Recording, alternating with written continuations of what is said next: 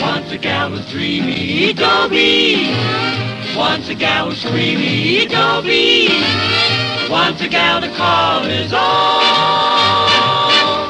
Is she blonde? Is she tall? Is she dark? Is she small? Is she any kind of dreamboat at all? No matter, he's hers and hers alone. Dobie.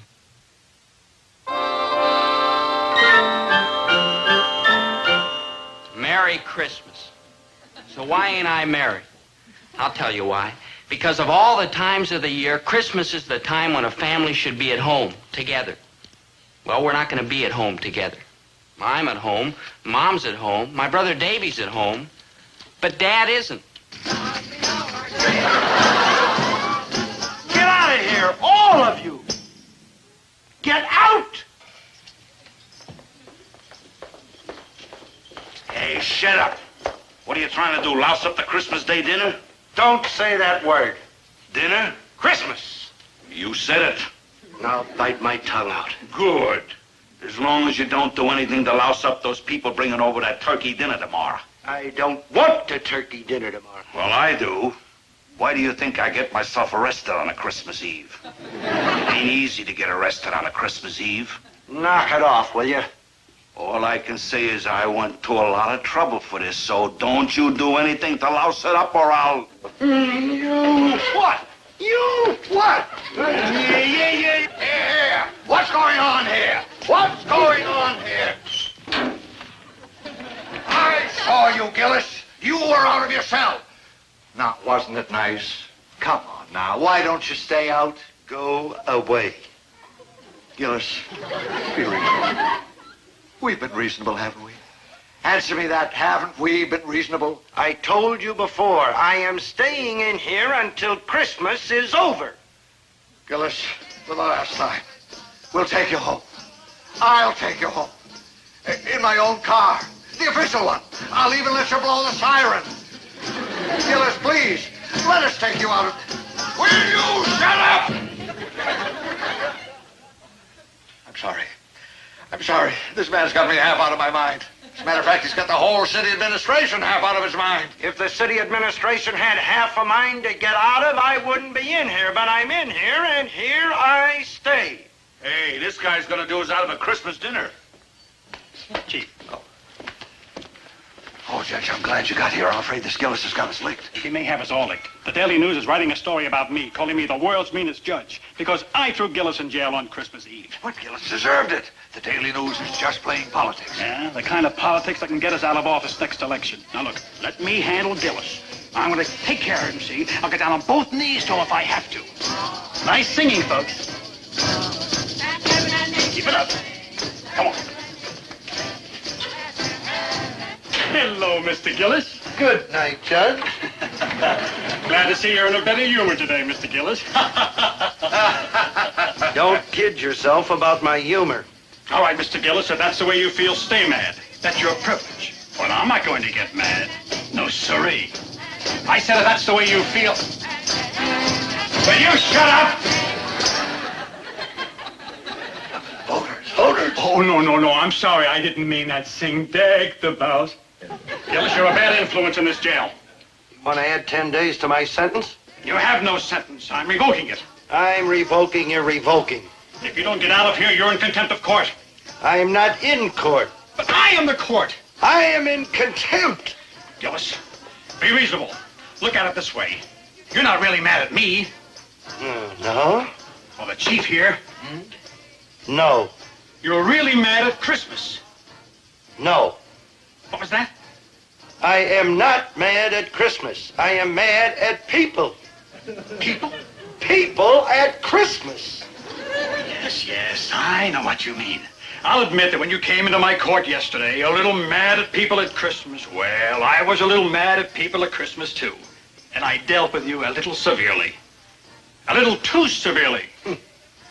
I was wrong. There, I've said it. Thank you, Judge. Good. I'm glad it's all over. We'll just forget the whole thing.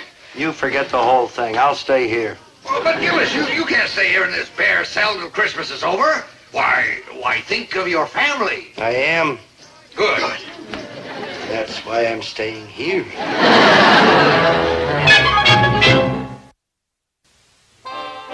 Don't blame Dad for his attitude. The family was one of the big causes of his going to jail. And I did my part. Although I have to admit, my mother warmed him up for me. Herbert, you have just got to help me decide about the Christmas card. Look, Christmas is bad enough, what with the customers I have to put up with, let alone my wife, who I have to put up with, too. Don't get me wrong, Winnie. You're a wonderful woman. But comes Christmas, blip, you flip, just like everybody else. Now, please, again, please, don't bother me with the Christmas cards. Did you hear what I said, Winnie? Of course, dear. Herbert, you have just got to help me decide about the Christmas cards. Oh, my. We have to get the cards out. Why? Because it's Christmas. Boy, and is it Christmas. That's the excuse for everything. Everybody goes nuts, and why, it's okay, it's Christmas. Oh, you just love to act like Scrooge. Who's acting? Listen, Herbert, I have to ask you about the Jorgensons.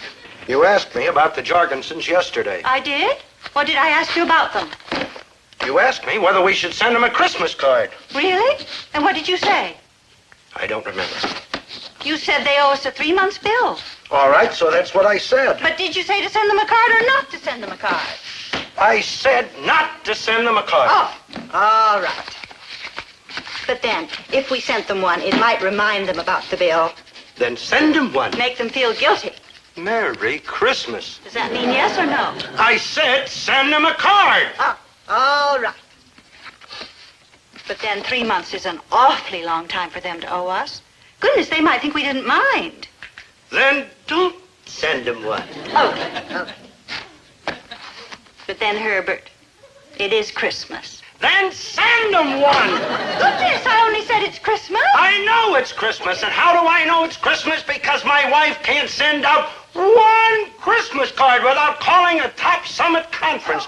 And old Mrs. Muller comes in here 4 times a day and gets the same thing she gets all year round. But now they are presents for people. And will I please gift wrap them? And why? Because she wants to get free Christmas wrapping paper.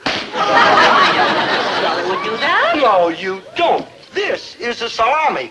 Mrs. Muller buys a salami every week of the year. But this week, it's a present for her sister-in-law in Detroit. And will I please gift wrap it? Here, let me. She was in here a little while ago and wanted a can of sardines. Gift wrap for her nephew's boy in Phoenix. Here, put your finger. There. Now we can get started checking. Good. The Christmas card lists. Yeah, Mom didn't help Dad's temper any. But let's be honest, neither did I.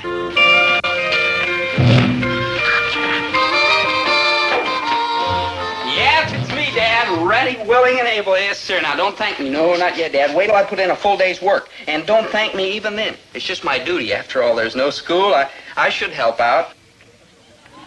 Listen, you're up to something. You're up to the stamp. The stamp. The stamp is stuck. The stamp. Oh, you let me, Dad. Now.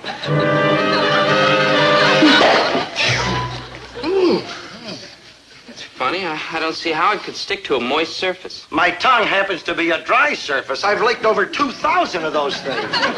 Well, that's something I can do. All right, boy, what are you up to? Huh? You are my son. A tall, strong, healthy, all-American boy and as lazy as hound dog in possum season. So anytime I see you in this store wearing an apron and ready to go to work, I want to know, what are you up to? Ah, Dad. Speaking of Christmas presents, Nobody was. I can't figure out what to get Maynard.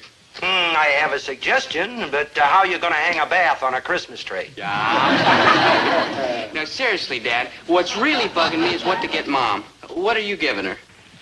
Well, I haven't made up my mind yet. I was thinking of getting her a washing machine, but I don't think so. I think I'm going to get her a dryer.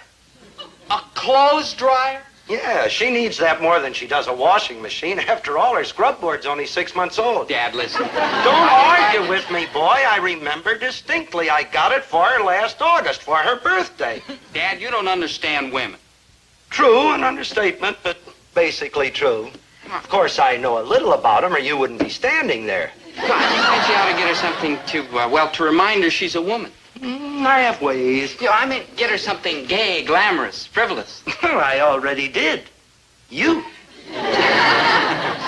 No, seriously now, Dad. What would you suggest? You could get her something, say, from Paris. Well, if the French happen to make a good clothes dryer, I'll buy it for her. Oh, speaking of presents for women reminds me.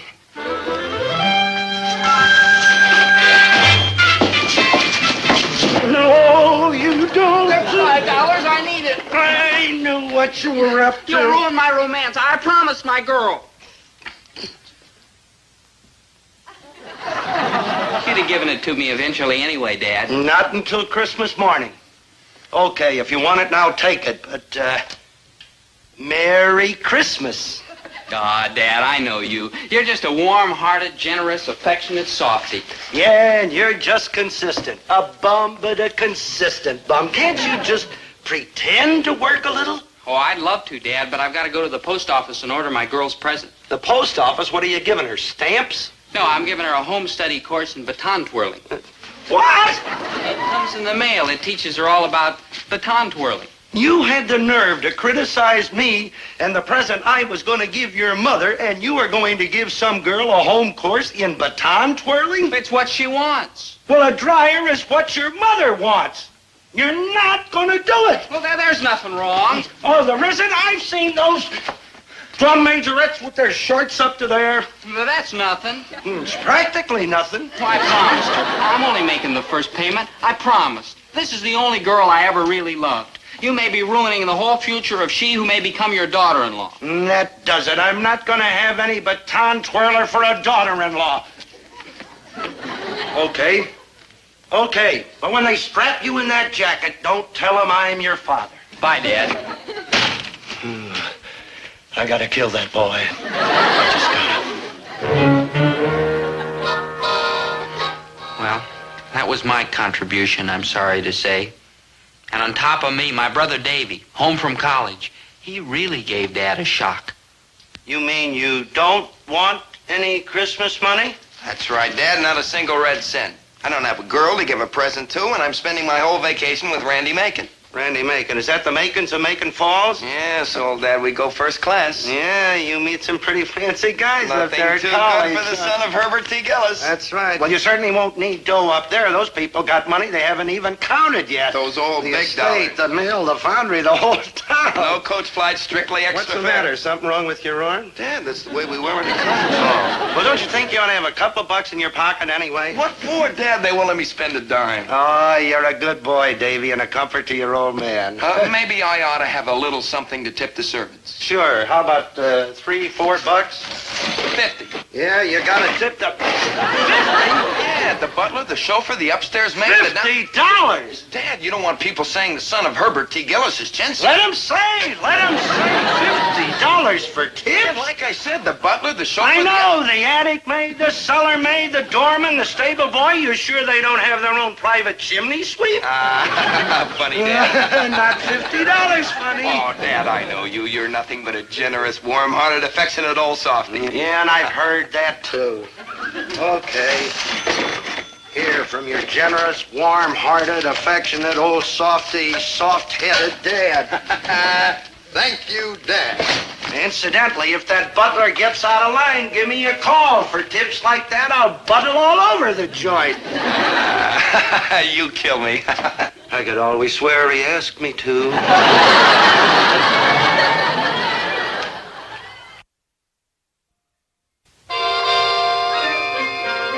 Well, that was the family's contribution to Dad's Merry, Merry Christmas. That's not all. His loyal, regular customers pitched in and helped, too. You want some customers? You want old Mrs. Muller, the Christmas wrapping paper thief? Or Mrs. Nichols, the fruit pincher? Mrs. Sedlitz, the candy taster? Or maybe Mrs. Dowell, who sends her kid with a list and the money. Always 10 cents short and has yet to pay up. Or Mrs. Kenny? That's it. That's it exactly.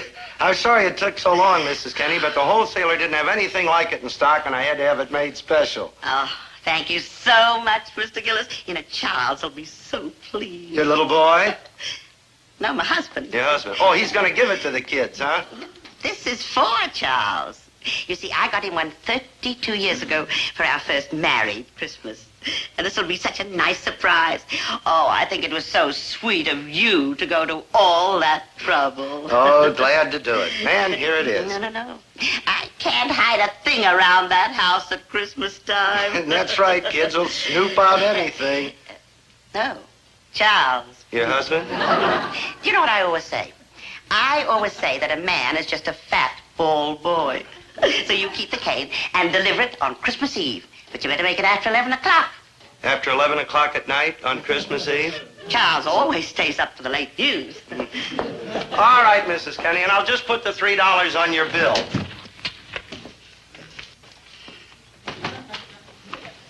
$3? Well, that's what it cost me. $3? Why, I didn't pay more than a dollar and a half for the other one. But that was 30 years ago. 32. Honest, I'm not making a penny. I certainly wouldn't pay $3 for a silly thing like that. Well, they won't take it back.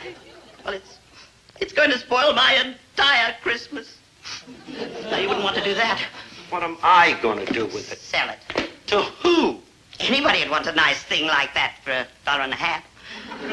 No, Mrs. Kenny, it's yours for free and a Merry Christmas. Oh, thank you. That's wonderful. Free. and you'll deliver it, of course. After 11 o'clock, Christmas Eve. It'll be a pleasure.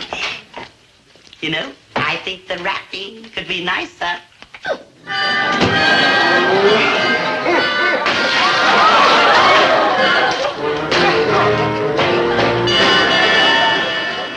that's people. Sometimes it makes me wonder if I really want to grow up and be one.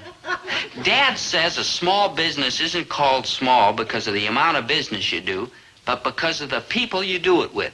Thank you, and call again. And honest, that scale was checked just yesterday morning. Like hi. Like Merry Christmas? Like Merry Christmas, and what do you want, Maynard? This is my dad's Christmas present, and I want to hide it here so he won't find it. Hide it? From the way it smells, you ought to bury it. I got it at the Army Surplus store. My dad likes something fishing up at the lake, and I got a good buy. What is it?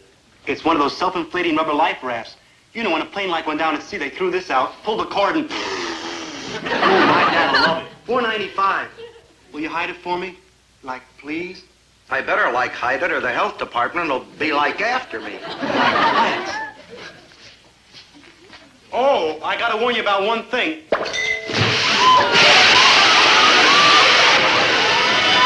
Help! Maynard, you... Yeah, that's the thing.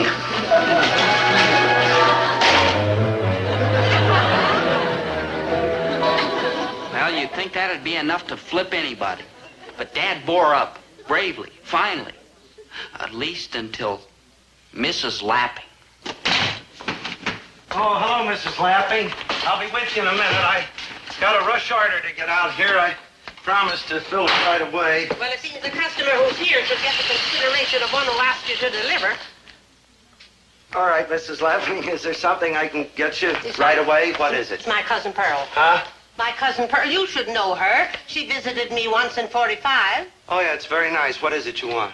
Pearl's sick. Oh, well, how about some soup? Soup would be nice. No, she isn't sick there. It's been back here and around in there. She's doctoring, but don't seem to do her any good. The doctor says it's neurology, but I know better. Yeah. Well, maybe I could be filling this order while you tell me all about it, huh? Well, you'd better put this turkey in the freezer. It might spoil. I thought it. Turkey? Mm-hmm. I bought it here. Yeah, last June when I had a special price on them. What's wrong with it? What's wrong with Pearl? It's back? I knew you weren't listening. Pearl has this back condition, And she wants to go with Adam and drive up to Sellersville and pick up my sister, Opal. She's married to a Dumfries. I know, Mrs. Lapping, but... Adam's Pearl's brother. He never married, and she never married either.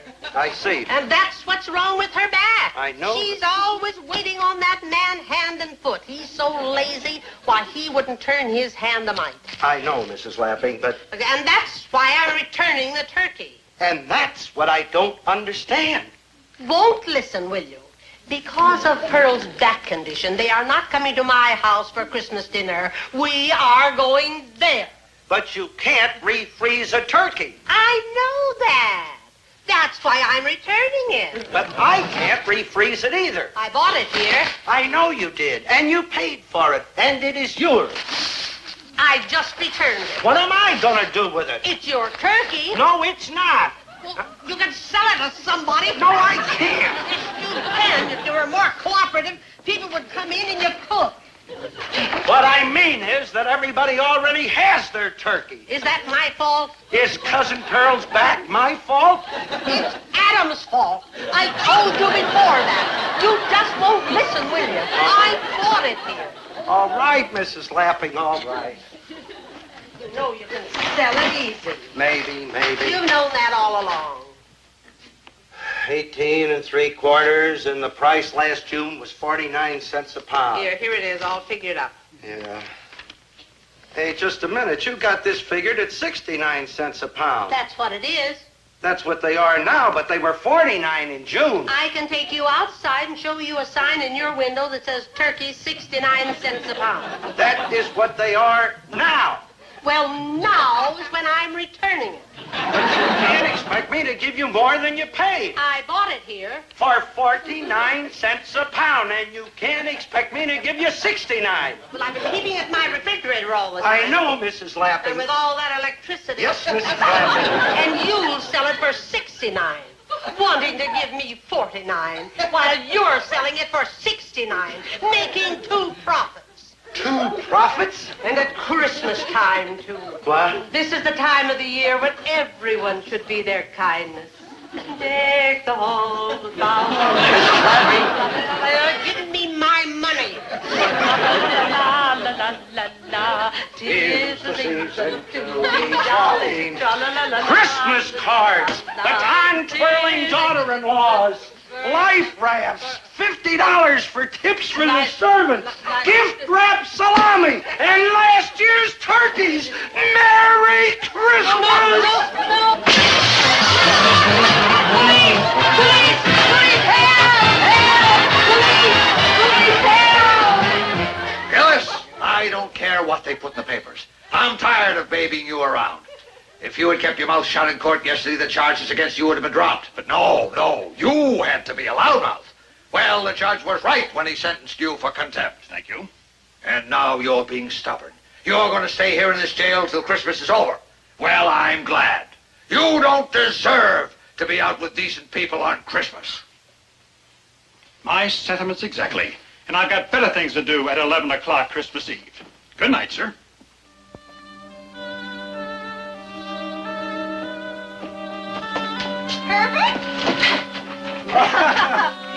Hey, I didn't want you all coming down to a place like this. We brought you Christmas dinner, Dad. Yeah, and a tree. Naturally, we're all going to spend Christmas together, no matter where. Yeah. Well, you were supposed to go to a dance tonight. Shouldn't you be up and making falls? They gave all that up to help me in the store. Help you in the store? Yes. Let's go.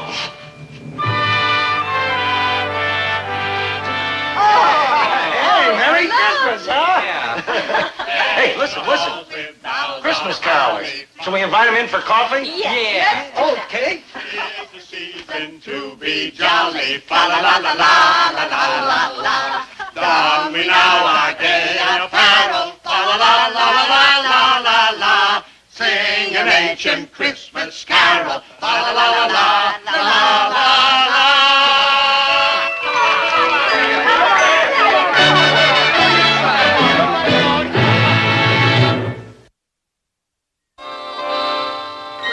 We're all together. So it's going to be a Merry Christmas after all. And the same to you.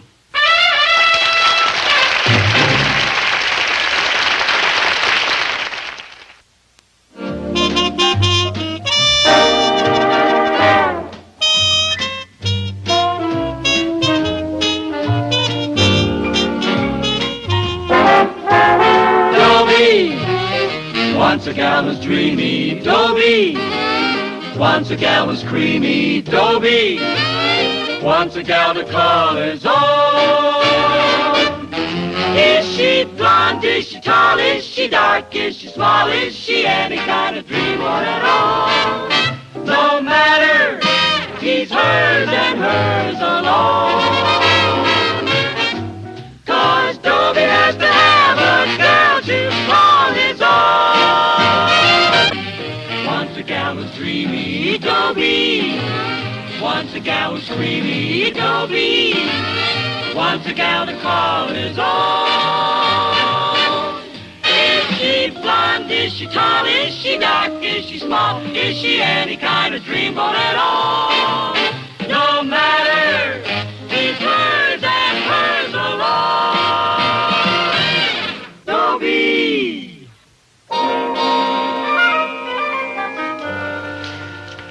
I've got a girl named Thalia Mininger and a father named Herbert Gillis. A money-mad girl and a money-mad father. She gets mad when I don't have any, and he gets mad when I ask for any. The only solution is to go to work. But that's no solution. Now I don't have anything against work, mind you. I just figure, why deprive somebody who really loves it? But somehow or another, I've got to get some money because next week is the junior prom, which is only the most important event of our high school career is all. But how can I get Thalia to go with me? Maybe if I kind of took her by surprise, swept her off her feet. You know. Thalia, I just had a great idea. Guess what? No. You won't guess? No, I won't go to the junior prom with you. Very well, Thalia. If the answer is no, just say so. I just did. I mean, all you have to do is say no, and I'll drop the subject. Just a plain, simple, honest, straightforward no. That's the way you feel, and I won't say another word about it. No! I beg, Thalia, just come right out with it. You can be frank with me. I love you. Look, don't bring me posies when it's shoesies that I need. Thalia. Huh? What's that mean? Love doesn't butter any parsnips. Oh. What's that mean? It means that it's very nice that you love me, and I'm very appreciative, but do you have the money to take me to the junior prom? Well, yeah, sure, of course, practically. I know you, Dobie. I want facts, no shilly-shallying. Thalia, my heart, my love, I'm sure I can get the money. Oh, sure, you were sure last year when we went to the sophomore prom, and we didn't even get there. We did, too, get there. Not inside. Now, look, I am not dancing on the sidewalks this year. I'm going inside, which means tickets, which means money. And where is it all coming from? Would you like me to go outside and earn it? Of course I wouldn't like it. I'd hate it.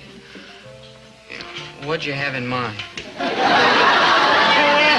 would like it. You'd like it fine. I wouldn't. Yes. It's just that, well, maybe I'm strong enough to rise above my natural feelings. Oh, you are absolutely, definitely psychotic. Yeah, and you're psychotic about money. Oh, I am not. I keep telling you that I don't care about money. It's my family. My father is 60 years old and has a kidney condition. My mother isn't getting any No, help. she isn't. My sister's married a just loafer who married lives at home and eats his own And weight my every day. brother's turning Shows it every in. sign of becoming a public shark. shark. I know.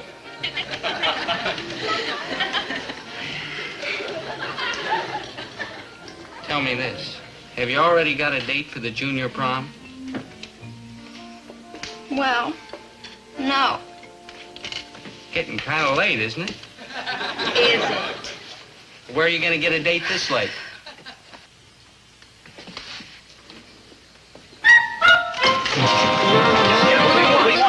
Wouldn't you care to take me to the junior prom? Whoa, yeah, okay. What do you mean? I was here first. You met me, huh, Thalia, huh? I'll break my date to take you. That's more than these guys are All offering. it's like to make and falls and borrow my uncle's convertible. I'll saw the top off my dad's sedan. Have me, Thalia, me, huh? Well, I'll let you know. Bye.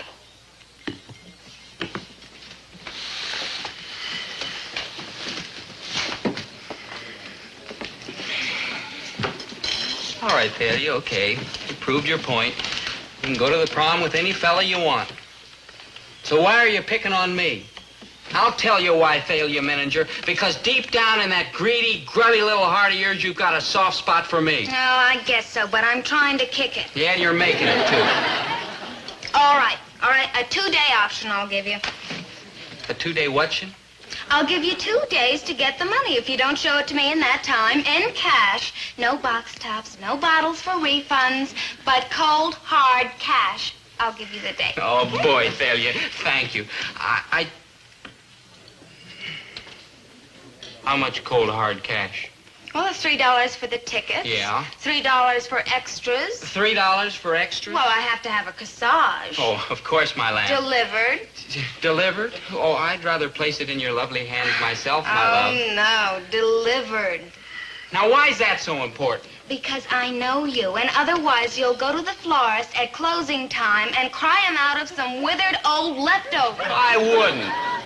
2 years ago, you tore the tops off some carrots, and you tried to give them to me. One corsage. Delivered. 2 days. $6. Cold, hard cash. I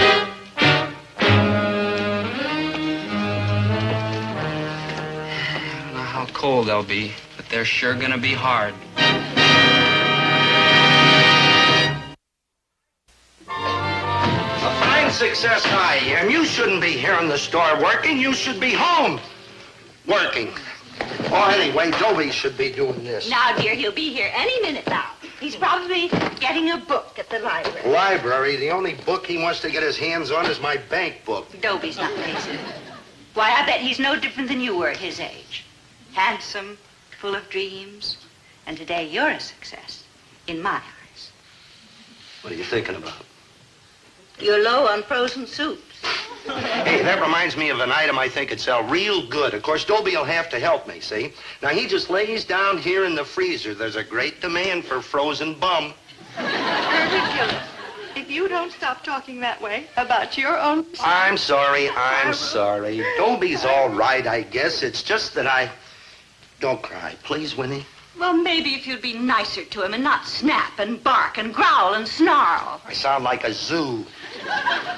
Teenagers need love and understanding. What about teenagers' fathers? Oh, that lecture that I went to. You couldn't go that night. Your feet hurt. Well, it was all about the father-son relationship. You see, a child is ambivalent. What does that mean? Lazy? Herbert! It means... Well, I don't know exactly. But the man said that it was very important, and it's up to the father to overcome it. Oh, Please, Herbert. You're right, Winnie. I have been thinking about the store too much. I've been kind of blind. I guess I've had leftover vegetables in my eyes. Honest, I'll try. Oh, thank you, dear. Do you feel a little numb? It's this freezer, and I got thin pants on. Hey, what do you say I get Jack Larson to come in and take over the store for a week, and you and I go away on a second honeymoon? How's about it, cuticle? Don't look at me like that. Like what? Like what? Like the beautiful tiger.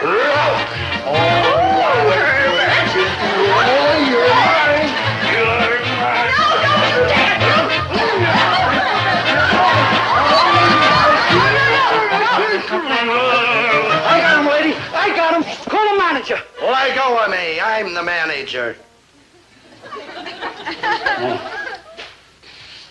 She must be nuts making passes at the customer. He's my husband. Oh, I'm sorry. Go right ahead. Hey, where are you from? Universal Imports. I'm new on the route, so I ain't up on all the patients in the sanitarium. Funny. Oh, Polish imported hams. It's about time. They were due a month ago. They're scarce. A lot of the pigs ain't trying. Thanks, Casanova. His own wife. What'll they think of next? Hello, dear. Sorry I'm late, Mom. Is Dad sore? Oh, of course not. He realizes it must have been important business. What's her name? Thalia. Oh, she's the end, Mom. Fine. Your father's in the back. Mom, How can I get $6 fast?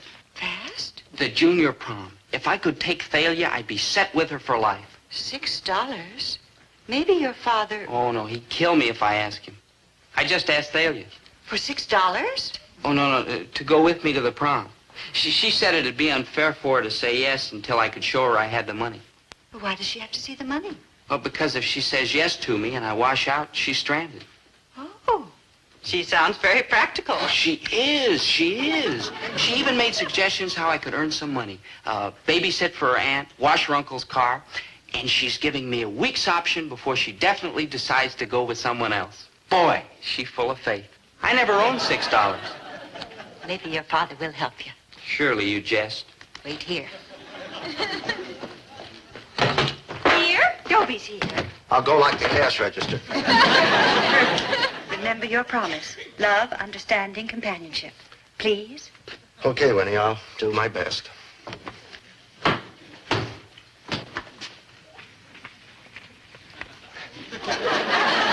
How are you, son? Well, I'm okay. No, I mean, how are you? You got any problems? Anything I can do? Well, I do have one problem. Money. Money? Money's no problem where there's love. How much do you need? $1? $1.25? No, sir. 6. 6? I love you too much to spoil you rotten, son. Would you work for it? Oh, sure, Dad, but I wouldn't feel right making my father pay. Why not? If I hire a strange boy, I have to pay him. You're hired. 75 cents an hour. A strange boy gets $1 an hour. Like I said, he's a strange boy. Just a joke. 75 is fine. $1 and that's final. No, gee, thanks, Dad. Really, now I won't have to babysit. If there's one thing I hate, it's to burp babies. Gosh, in 6 hours, Thalia's all mine. I'm proud of my 2 boys. No, you know me, Winnie. I growl a lot, but you know that old saying. An empty kettle makes the most noise? No, it's something about a bark and a bite. Okay, son, I got the shelf cleared for those hams. I got a good buy on them, and there's a big demand on them. There's $2 profit in every one. Oh, not bad. Got the stamper set? Yeah, they sell for $3.99. $3.99. Here, stamp every one of them and then put them on the shelf. Right, Chief. Answer that, Dobie. Oh, right, Chief. Gillis's Market. Hello, Dobie. This is Thalia. Oh, hello, mon amour. I've been suffering ever since the ice cream parlor. Oh, something wrong with the soda? No, I mistreated you. I was cruel. Yes, you were, but it's an exquisite pain. About the prom. Yeah? Now, I am prepared to make a definite commitment. I prefer not to dangle you. You may take me. Oh, Thalia, that's great, and I'll never dangle you. And don't worry, I'm all set on the loot. And Thalia, I love you. That's nice, Dobie. Can I see you tomorrow? Well, gee, I don't know. I was going out to my grandfather's house tomorrow. Well, I'll pick you up there. Where is it? Pick me up in what? My father's truck. It's not bad if you just like transportation. Okay. What's the address? It's out the freeway to Grebelville, 110 Winnipesaukee Avenue. Got it? I better write it down, dearest. Oh, hold on. What was it again? 110. Jeepers, what are you thinking of? I dare not say. This phone may be tapped. 110. Uh-huh.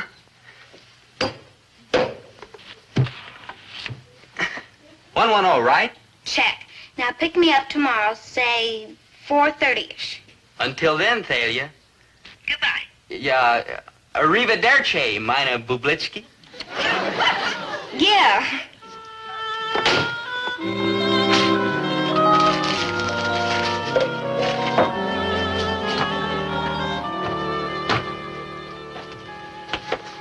What did we ever do to deserve such a son? We got married.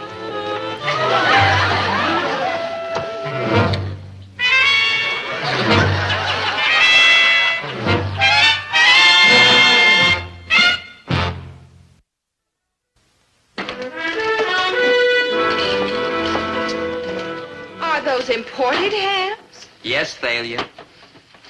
Why, they're cheap. After you deliver that, son, why don't you lie down? I won't talk you for taking a little break. Ah, gee. Oh, excuse me. How do, Dr. Clicker? Dr. Clicker, how's the psychoanalysis business? Traumatic. What? Huh? Oh, how are you, Mrs. Morris? Oh, fine, Mr. Gillis. Busy as a bee. Yeah, raising a big family, 35. And being married to a district attorney, so 35. much entertainment. He's a very good one, too. The newspapers are 27. calling him hard as nails, Morris. That's what we need. 110. 110. 110. Oh. Oh. He's starting a campaign to protect the housewife Mrs. Morris, against dishonest merchants. why don't you just take one of these? Try it. Oh, I know the brand, Mr. Gillis. It's delicious. But 110, why, it's usually over $3. $3.99. How do you do it? Volume. Well, you deliver all this, if you will, please, and put it on my bill. Come again. Oh, by the way, Mr. Gillis, that nice-looking young boy back there called me Thalia. Is that your son? He used to be. Where is he? Where is he? Dr. Clicker's back there. I gotta kill that boy. Now, Herbert. $3.99, I said. $3.99, and I had to sell him for $1.10. He's just stamped me into bankruptcy. Wait till I get my hands on him. Don't you dare touch him. He's my son, too. I'll only kill my half. All right. So he made a little mistake. All these years you've been picking on him. Now suddenly today you're nice. He's confused. And that DA, he ought to be arrested. Yelling at Dobie isn't going to help. Remember, he's ambivalent. He's an ambivalent bum. Herbert, this is serious. The happiness, the future of your son is at stake. Don't you think you ought to get some professional advice? Like what? Like Dr. Clicker. After all, he's a psychiatrist, and he understands the problems of children. Do you mean you think that... No. It's worth a try. The happiness of this whole family depends upon your understanding your own child. Make an appointment.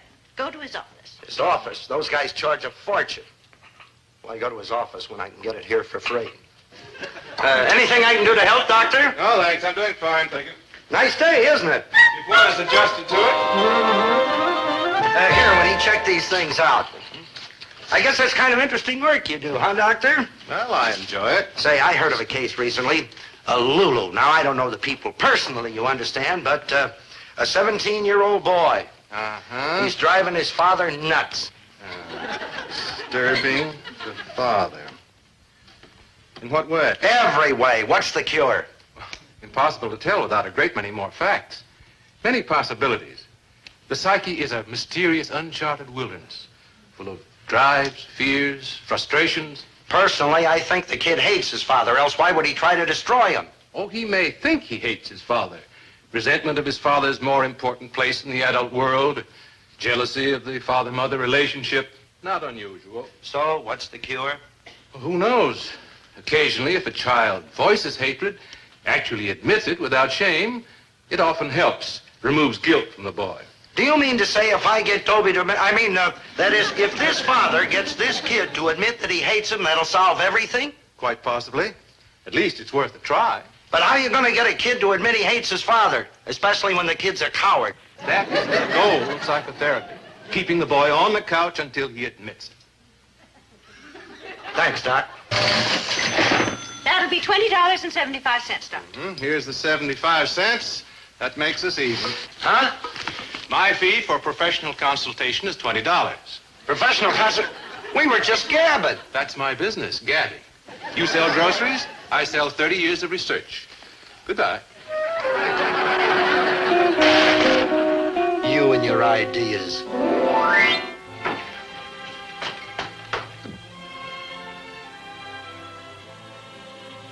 Evening, Hitch. Pretty quiet out there. Yeah. Too quiet. Get the women and kids behind those wagons! Hiya, pal. Oh, hi, Dad. Son, there's something I'd like to take up with you. Sure. Well, you see, it's like this. I lay down on the couch. Huh? Lay down there. Well, I'm not tired, Dad. Well, I am, so humor me, huh? Now get over and lay down on the couch like I told you. I'm supposed to sit here. Son, do you trust me? Oh, sure, Dad. Am I your friend? And how? Well, if I'm your friend, you want to make me happy, right? Believe me, Dad, I'd do anything to make you happy. What would you like me to do? Tell me you hate me. Huh? Just say that you hate me. But I don't hate you. I love you. No, you don't. You hate me. Now say it. It's not true. I love you. Look, son, I'm just trying to help you. Now, you know you hate me. Admit it. But I don't. Dad, tell you what. You say that you hate me, and I'll give you the $6 to take that girl to the prom. You will? There it is, right here. Cash on the barrelhead. Now, do you hate me? No, I can't do it, Dad. Oh, what kind of a kid are you anyway? Can't you do one little thing for your own father? I can't help it, Dad. I love you. Ingrate. Let me up, will you? No. Now, you just think you love me because I'm a great guy. You're confused. Now, you say that you hate me, or we're through. Finished. Okay, Dad, I hate you. Honest? You swear? I hate you. I swear. Now you're talking. Now can I go? Oh, sure, son. And thanks, son. He hates me. He hates me. He hates me? He hates me.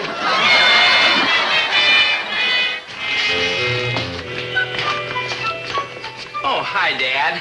Good old Dad. Dad? Never mind the good old dad stuff. Let's keep it honest. You hate me. What's the use of kidding? Dad, I keep telling you. Forget it. It's clean, it's honest, it's open. You hate me, that's all. Here's a little something for you, Dad. What, a bomb? Open it.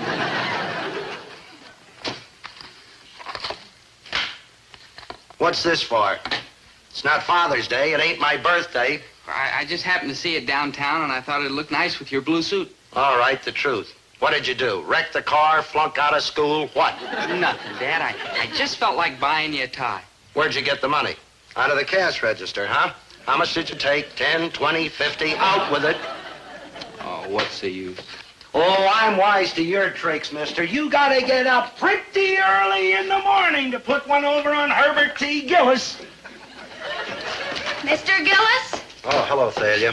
why don't you look at the big picture? What big picture? I just can't understand why you didn't give Dobie $6 to take me to the junior prom. But I did give him $6. No, you didn't, or else why would he break his date with me? Well, he loves me more than life itself, as indeed he should. Look at the big picture. The big picture. What's the future of a boy like Dobie? On his own, I mean. Black. Exactly. But if he had a girl like me with expensive taste, why, then he'd have to make a success, wouldn't he? Well... You show me a financial tycoon, and I'll show you right behind him a girl like Thalia Menninger. But... Girls like me, we are the movers and the shakers. Why, we take men and we open up their vistas. We broaden their horizons. Now, Miss... We just do everything. We make things happen. Dobie is the clay, and I am the sculptor. I'm not sure I understand you. In fact, I know I don't. I know you don't, too. $6 measly standing between your son and this face and these hands. Oh! Oh, penny wise and pound foolish. Oh, misguided man. But I tell you, I did give him this $6. I'm gonna kill that kid. I'll strangle him with his own necktie. Ooh, ooh, ooh. Winnie! Winnie! He loves me! Dobie loves me!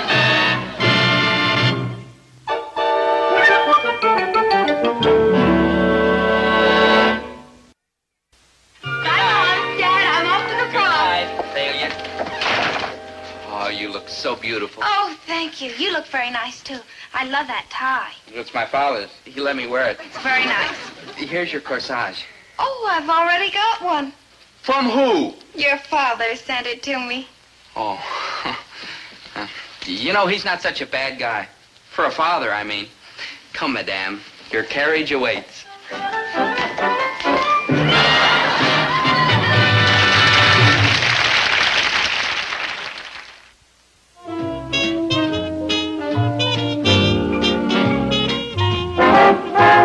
Dobie, once a gal was dreamy. Dobie, once a gal was creamy. Dobie, once a gal to call his own.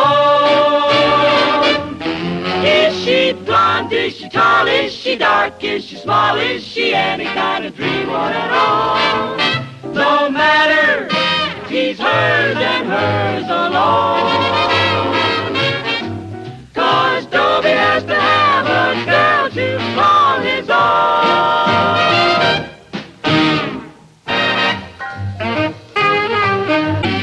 Once a gal was dreamy, Dobie. Once a gal was creamy, Dobie. Once a gal to call his own. Is she blonde? Is she tall? Is she dark? Is she small? Is she any kind of dreamboat at all? No matter, he's hers and hers alone. Dobie.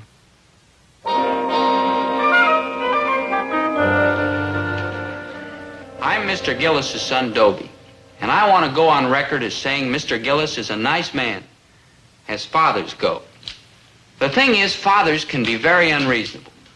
For instance, I'd like to take Thalia Menninger out for moonlight rides. He says I'm too young to have a car. I say, if you're old enough to park, you're old enough to have a car. Fathers. Where do they pick up these ideas? Must be the other parents they run around with. And this latest thing he's come up with. Here I'm trying to impress Thalia Menninger, and he wants us to take in a boarder. A boarder. I tried to reason with him. I said, Dad, what about our social position? Social position? Well, it could be that the Grocers Junior League will ask me to turn in my apron, but we'll just have to chin up and muddle through. No, Herbert. When I was growing up, we had a boarder, and it didn't affect our social position. Yeah, but you're talking about the olden days. Yes, I'm talking about the olden days when thrift was considered respectable and earning an honest dollar was in style, and when sons worked in their father's grocery stores after school. Herbert, you promised. Oh, I'm sorry. Did I say work? Forgive me. It just slipped out. Listen, you've got a brother Davy, remember? And he's away at college, and his room is empty, and there's a bed in it. And it just doesn't make sense to me not to rent it and get that little extra income. Dobie, I think your father's right. Oh, but if Thalia ever found Well, it out... shouldn't come as a shock to Thalia that we're not rich. Or have you convinced her that I just got bored with my polo ponies and am running the store as a hobby? The front sign is up, and it stays up. Up? Up where? Right there in the front window. In the window where everybody can see it? Just keep it up, boy, and there'll be 2 rooms for rent.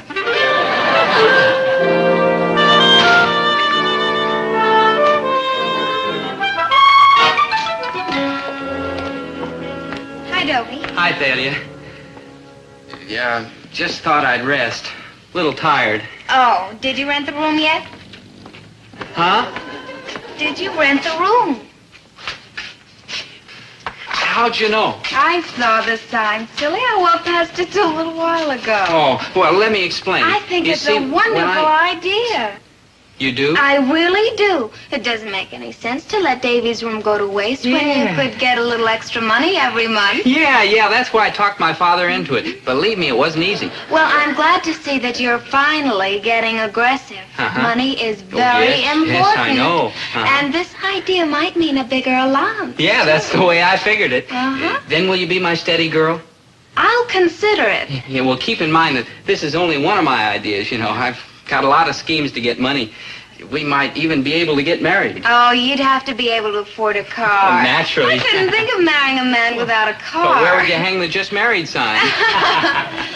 Boy, are you kooky. Well, I better go now.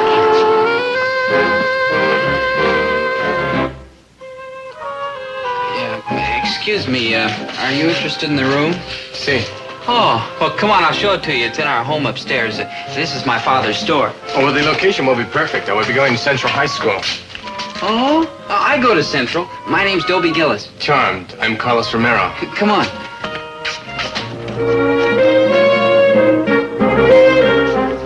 Take your grubby little hands off the sign. We're renting that room. We already did. Dad, meet our new boarder, Carlos Romero. Carlos, this is my father. I'm much honored, senor. I was looking at the sign, and your son took me up and showed me the room. I find it mucho satisfactory. Oh, well, fine, fine. We're asking $10 a week. $10? That's most reasonable. Say, by the way, are you going to be, if you and your mother will pardon the expression, working around here? No, senor. I'll be going to Central High School. Your son tells me he studies there, too. Well, he goes there. Oh, Mother, I'd like you to meet our new boarder, Carlos Romero. Carlos, this is my mother. I much pleasure, senora. How do you do?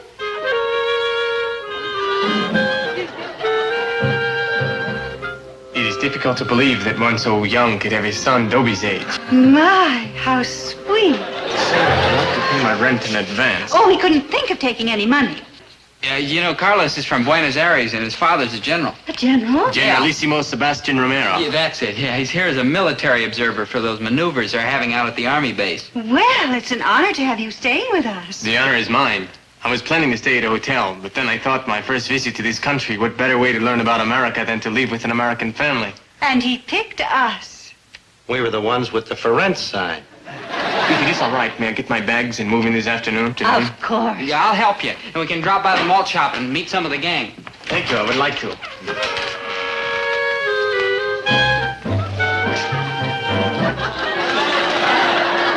Hasta la vista, and I'm sure my stay will be pleasant. See you later.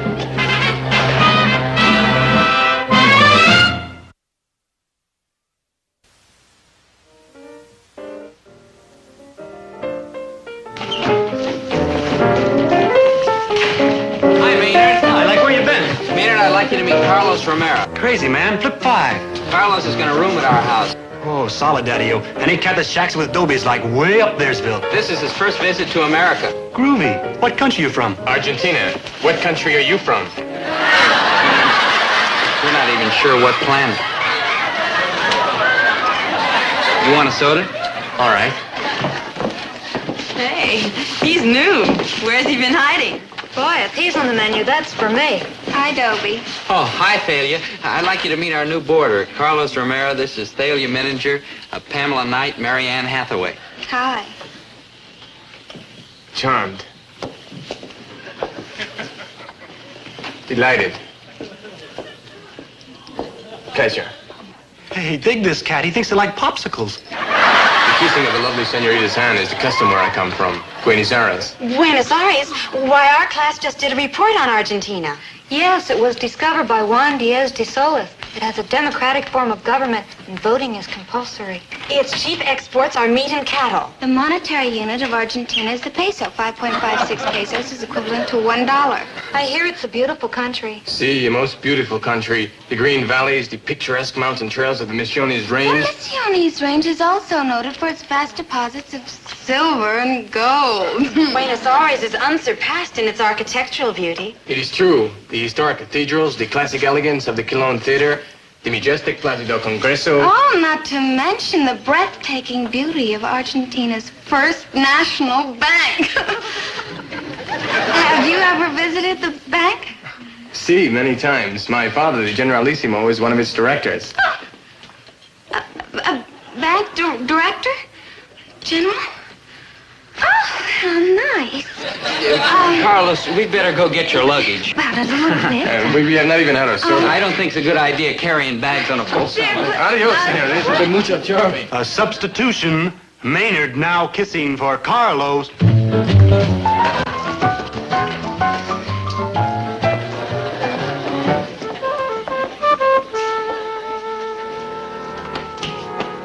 Come floor, polish the lamps, change the slip covers, and wash the woodwork. Good. You can call the society editor down, tell him to come over and take the pictures. Oh, now, Herbert, remember, he's a general's son, and you can imagine what he's been used to. Well, this is just a suggestion, but we could take out the bathtub and put in a waterfall. That must be Carlos now. Here, I'll put these away. And will you answer the door? Yeah, I'll tell him it's the maid's day off.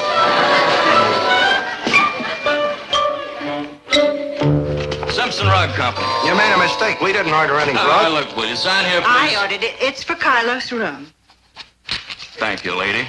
It's a fine thing. You get me to mop the floor and then buy a rug to hide it. How much did it cost? $48. It goes back.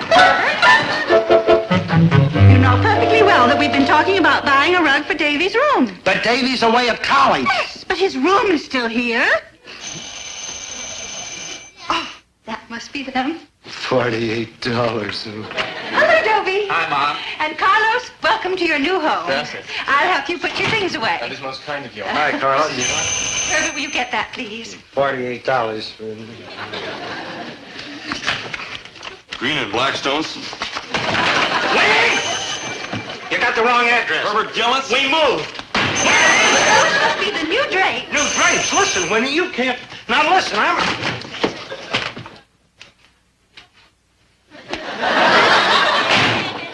Don't you love the color? It's a very pretty green. Winifred, how much did you pay for him? I got them on sale. How much? I charged them How much, Winnie? $18 Oh. a month. What? $18 a month for only 6 months. You won't even feel it. I'm numb already. Herbert, there's no reason to carry on like you say. With this new boarder, we have extra income every week. I'm beginning to think I can't afford this extra income. They're going right back to bolt that door. Hello, hi, how are you?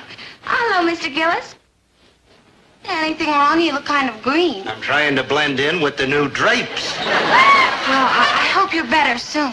Thank you. Oh, I certainly envy you, Mrs. Gillis, having Carlos living here. He is charming, isn't Oh, so polite, so gallant. You never knew Rudolph Valentino, did you, dear? No. Rudolph and Carlos, they're the same type. Why aren't American men like that? Oh! Dobie? Daddy's here to see you. Oh, hi, Thalia. Hi, Dobie. Buenos dias, Carlos. Pleasure seeing you again, Thalia. Yeah, sure a big surprise having you drop in on me like this, Thalia. It's always nice to see you. Uh-huh. Dobie. Oh, there was something I wanted to ask excuse me. you. Oh? Oh, Carlos. Oh, what have you got there? Oh, some pictures I was showing Dobie there Yeah, of my father. what was it you wanted to ask me, General Thalia? Listener? Oh, I'd love to see them there. Thalia, what was it you wanted to ask me? My, is he handsome. You look just like him. Same features, a chin, a nose, and eyes. I have my father's eyes, and he has 20/20 vision. Here is one of my father in his uniform. Oh, look at all those medals. Are they real gold? See. Would you like to see a picture of my father in his uniform? He's a moose. Oh, I sure would like to meet the General Listener. Thalia. Thalia? Oh, hi, Dobie. Hi. What was it you wanted to ask me? What?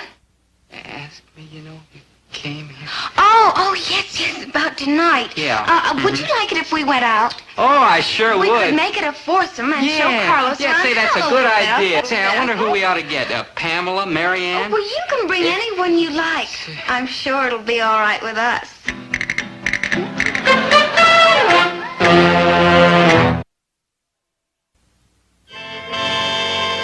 You shouldn't take this like sitting down, Doe. Don't worry, I won't. Then get yourself a chick for a foursome, and you need to keep your eye on him. You think I'd bring another girl when he's got my girl? There's such a thing as my pride. Besides, I called 5 girls, and they all said they were busy. Bet they wouldn't be busy if you were that Carlos character. Yeah, they sure flip for him. Yeah, it's that smooching bit. I guess if you want a girl eating out of your hand, you gotta, like, nibble on hers, you know? Latin American Casanova. Hey, maybe when he comes back to take a siesta, we can, like, work him over and ugly him up. Man, we gotta think of some way to break this thing up with Thalia. Now think and try to concentrate. Yeah, concentrate. There must be some way to cross up this Carlos. He's got to have some weakness. Yeah, well, I know one weakness. He ain't hip to the King's English. Asking me what country I come from. Well, it's his first time in America.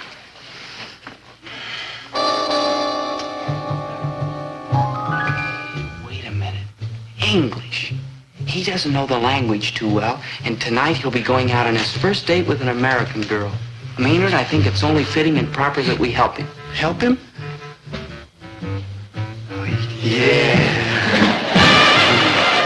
Let me write these words down so I don't forget them. Good idea, Carlos. It's so nice of you to help me this way. Well, after all, it's your first time out with an American girl, and you don't know a lot of the expressions we use. Yeah, like these little pet names we've been giving you. Yeah, things a girl likes to hear from a fella. Yeah. Oh, we almost forgot a real tender one. Creep. Creep? Creep, yeah. That's one that really gets him right here. K-R-E-E-P. Creep. Joe, and here's a good one, Carlos. Tubby. Tubby. Hey, Dobie, remember how that girl went for you when you're in the canoe out in the moonlight and you called her Jughead? Jughead? Jughead, yeah. You know, wine comes in a jug. Yeah, like rare wine. And when you say that to a girl, it means... It means, that to you, she's intoxicating. Jughead. And if you say, you're strictly for the birds. Oh, that's like a real compliment. Yeah. Strictly for the birds. Well, yeah, you know, birds, love birds, like billing and cooing. I'd better get ready now. Yo, wait, and this is very important, Carlos. A fella never offers to pay a check for a girl. She has to pay her own share. Oh, that is very strange. Well, yeah, if you pay for a girl, what are people going to think? Carlos, you know. Isn't cricket. Oh. Well, I have to meet Day at the mall shop. But with all this help you have given me, like you say, I should flip her.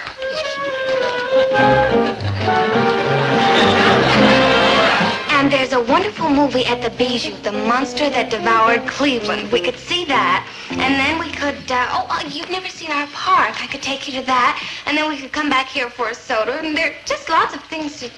Carlos, why are you staring at me like that? Tell me, has anybody ever called you Jughead? Jughead? Forgive me, Tubby. It just slipped out. Tubby! We like Americans, it is our way. When we feel something, we come right out and say it. That'll be 20 cents, please. Here's my 10 cents. Here's my 10 cents. See ya? Well, if you're ready, creep, shall we leave? Jughead. Tubby. I should not call you like that. Oh, with that cute accent of yours, you could call me anything. Just as long as you keep calling. But about that check, Carlos, that wasn't very nice. Not very nice? No, I'm showing you around. You're my guest. You should have let me pay the whole thing. You're a real slob. Let us go. I have a feeling this will be a very crummy evening. How about that? She liked it. What are we gonna do now? I don't know. How can you fight a guy with an accent like that? He comes here from South America and takes over. He could have any girl he wants. If I were in his country, things would be different. I'd be the one with the accent. If my father was a general and was rich, things would be the other way around.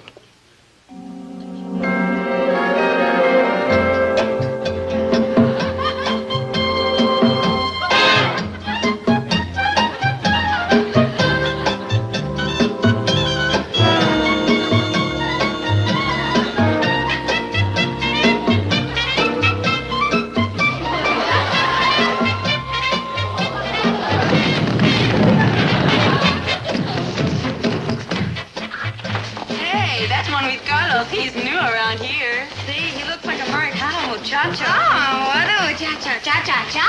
Buenas noches, senoritas. Buenas noches, Carlos. I would like you to meet my new boarder, Dobie Gillis. Dobie, this is Marianita, Camalita, and Celiaita.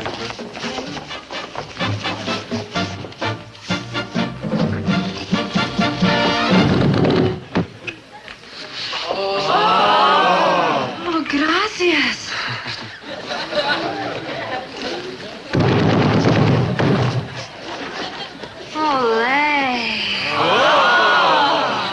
the custom where I come from. I'm from the United States. Oh.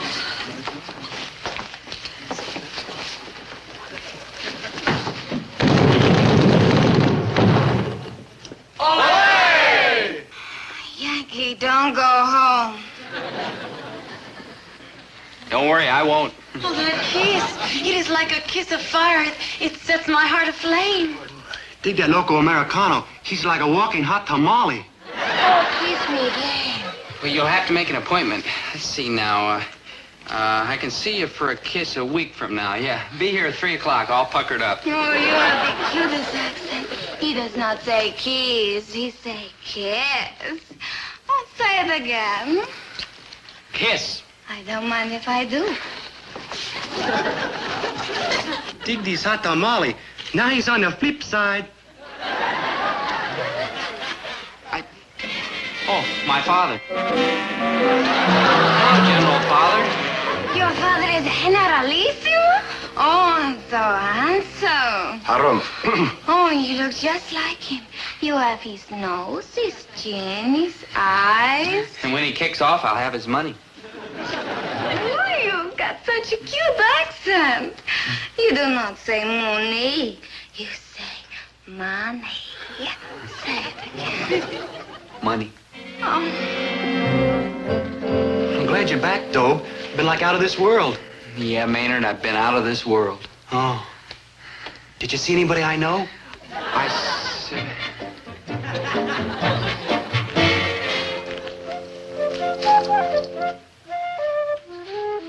Son, is this where you come to think things out when something bugs you? Yeah, Dad. Mind if I join you? No, go right ahead. $48 for a new rug, $108 for drapes. Now she wants to wallpaper his room. Says that new wallpaper will make the room look larger. Personally, it'd look a lot larger to me without him in it. As if this spending spree wasn't enough, now she's on an etiquette kick. Carlos gets up when she comes into a room. I gotta get up when she comes into a room. Carlos wears a coat and tie to dinner. I gotta wear a coat and tie to dinner. Everything's getting so fancy. Next thing, she'll want me to starch my apron. No doubt about it, son, our good neighbor from the south has got to go. South. Well, there's nothing we can do, Dad, especially with the way Mom feels about him. You're right. And this afternoon, he's bringing his father over. Once the Generalissimo starts kissing your mother's hand, you'll never get rid of Carlos, and I'll never get rid of the Generalissimo.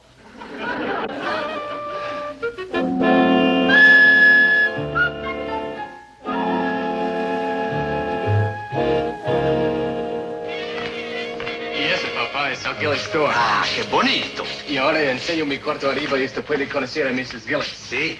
Le digo a usted cómo puede hacer una gran impresión sobre Mrs. Gillis.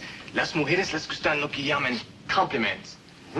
Si le dice una señora, Tubby. Tubby. Una buena palabra. Tubby. Y aquí tenemos otra palabra, esa es una buena. Strictly for the birds.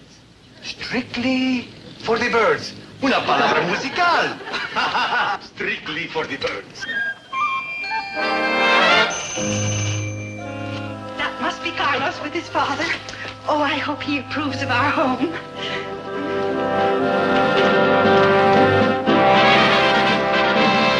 Father, may I present Mrs. Gillis? I am very honored, Generalissimo. And this is Dobie Gillis.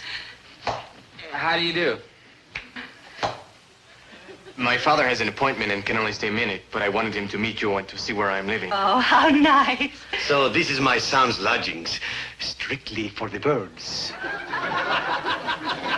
Well, if you don't mind, creep, I'll go and see my son's room.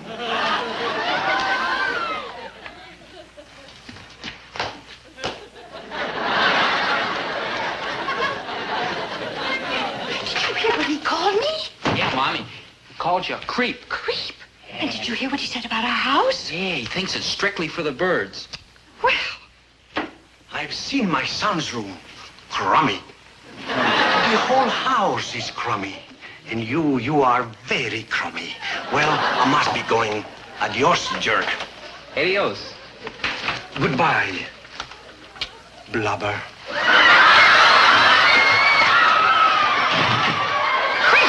Blubber? Jerk. Jerk. Well, if that's the way he feels about our home and about us, then I don't want his son staying here anymore. And the sooner he gets his things out, the better. You're right, Mom. I'll go tell Carlos, and I have a few things to say to his father, too. Now, Dobie, don't lose your temper and hit him. Hit him, I could kiss him. Yeah, and you should have seen Mom's face when he called her blubber. What did you tell Carlos and his father? Well, I just told him Davy was coming back from college and we needed the room. Yes, sir, I've really been using my head lately. And I think I deserve some kind of reward. Dad, I'd like to tell Thalia that you raised my allowance. Well, you can tell Thalia that, son. Aw, gee, thanks, Dad. What do I care if you lie to her?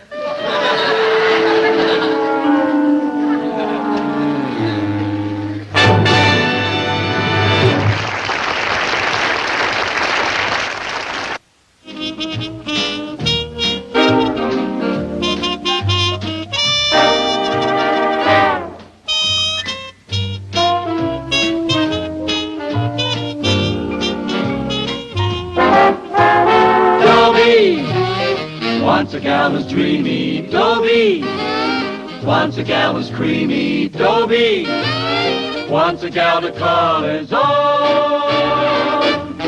Is she blonde? Is she tall? Is she dark? Is she small? Is she any kind of dream or at all?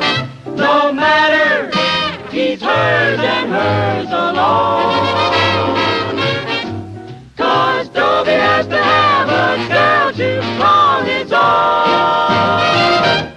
Once a gal was dreamy, Dobie. Once a gal was creamy, Dobie. Once a gal to call his own.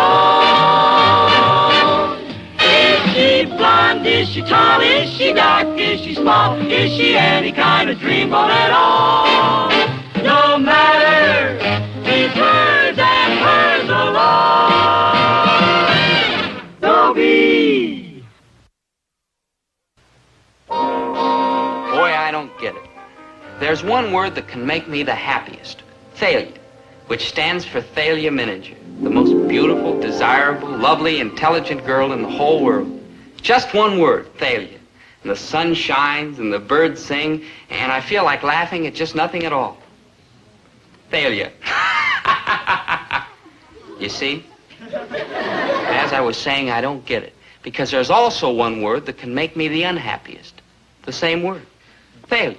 The most hard-hearted, greedy, grasping, selfish, conniving girl in the world. I hear that word, Thalia, and if I weren't a man, I'd weep. But I am a man. I can't weep. All I can do is go home, throw myself in the bed, and beat the pillow until my fists are red. I love Thalia because she makes me so happy. I hate Thalia because she makes me so miserable.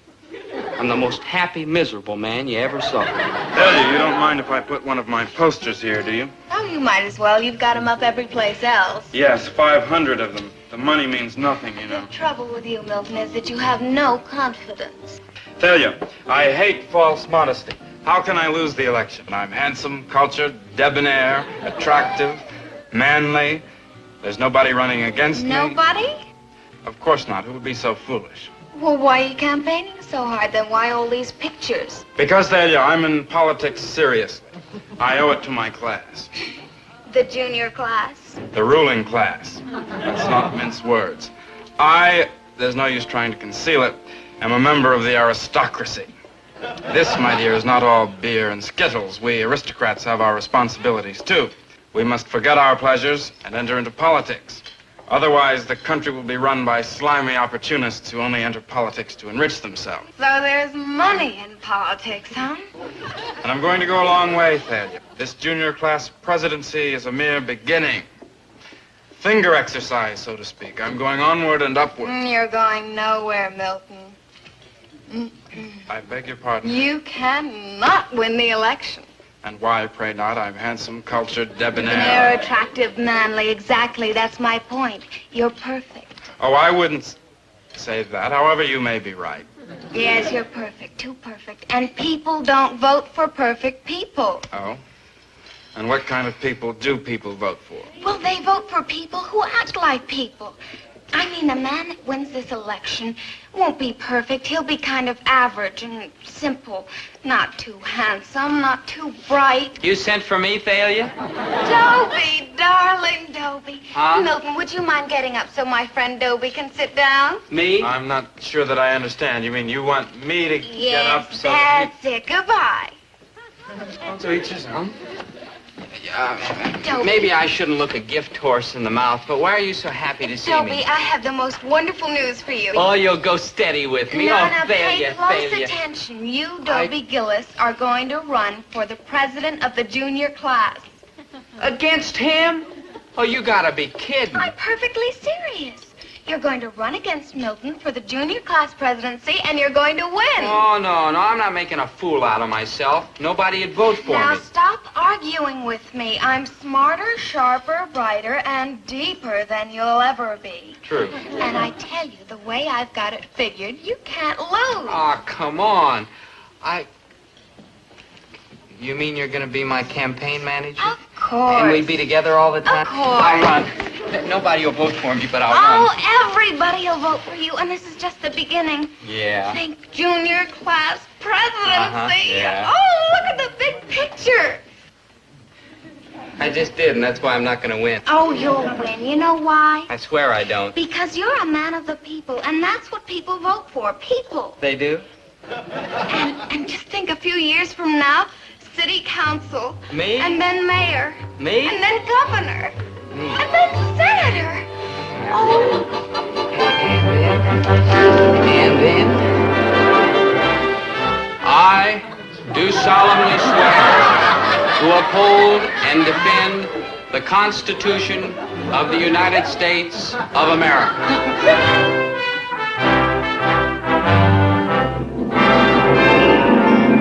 So help me, Dobie, come on. We've got to go to work. Oh, yes, my manager.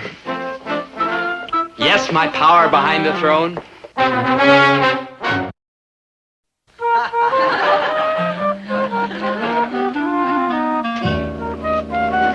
Hey, Dobe, do you like the sign, huh? I did it myself. Do you like it, Dobe? Do you like it? Oh, you've been a splendid campaign worker, Maynard. Splendid. Yeah, I did the sign nice, huh? Yeah, I appreciate that. And in years to come, I won't forget people who helped me when I was beginning my long climb to the top. Do you like the sign, Dobe? I did it. I like the sign, Maynard, and I'll never forget it. Never. Not even when I'm in the highest office. The highest office? You in trouble with the principal? No, Maynard, I mean the White House. Like, wow. The door will always be open to you, Maynard. Perhaps you'd like an ambassadorship. Crazy, man. Me going all them big brawls, them cats wearing red ribbons across their chests. Medals, yeah. Howdy do, Duke. Howdy do, Duchess. Duchess, Maynard. Howdy do, Duchess. Howdy do, Dutch. Good morning, Clap. Great jumping, galloping poles. Far be it from me to interfere with the processes of democracy, but will whoever perpetrated that banner... I did it, Mr. Pomfrey. Yeah, I made it all by myself. Well, then take it off all by yourself.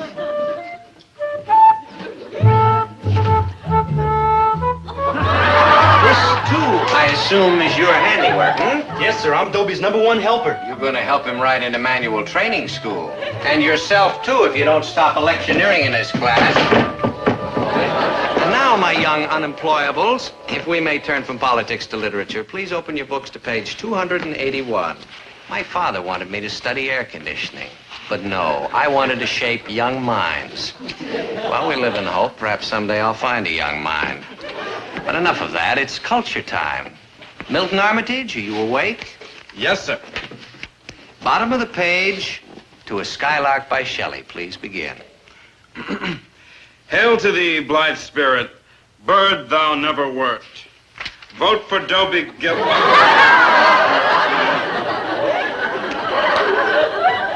Any ambassadorship you want, Maynard. England, France, you name it. Some more of your strategy? Oh, it was nothing. I could send you to the principal. No, he already got his. Maynard, I'm moved and touched by your ingenuity. In fact, I'm a little ill.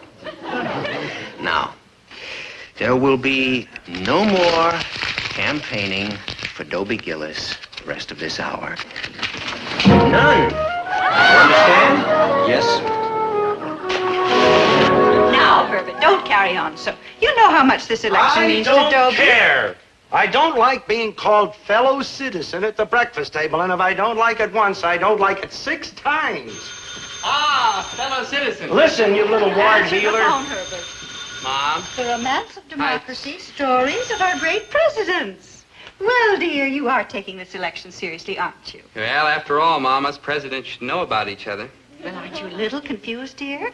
You're running for president of the junior class, not of the United States. Oh, sure, Mom. I know that's a long way off. 6 or 7 years, maybe. Oh, at least. Yeah, I mean, first I've got to be councilman, governor, mayor, and all like that, you know. And then I take it president? And I want you to know that I'm not forgetting the humble people who gave me my start. I mean, if you want to be ambassador to somewhere, anywhere at all, just say the word. Except England. I promised that to Maynard. Let me understand this. You are going to be president of the United States, and Maynard is going to be your ambassador to England? Yes. Who's your Secretary of State, Fabian? You've got a sense of humor, Dad. I like that. Now, if you want an ambassador... What I want is to see you put on an apron and go to work in this store. Lincoln worked in a store. Grant worked in a store. Garfield worked in a store. So why can't you work in a store? Well, I'd love to, Dad, but I've got a little campaigning to do. So long, fellow citizens. Dad, think about that ambassadorship. There's a bunch of countries in my geography book upstairs. Pick one you like. I gotta kill that boy. I just gotta. Now, have you got it all straight? I've got it. I come into Charlie Wong's ice cream parlor and I make a simple homespun man of the people Now, speech. try and look simple and homespun and unspoiled and kind of boyish. Yeah. Oh, you haven't got a cowlick, have No, you? afraid not. Hey, maybe we could like cut up a piece of my hair and paste it on Dobie's. Thanks a lot, Now, Maynard, let's but get no going. thanks. Yeah. Oh, remember... I know. Simple homespun man of the people.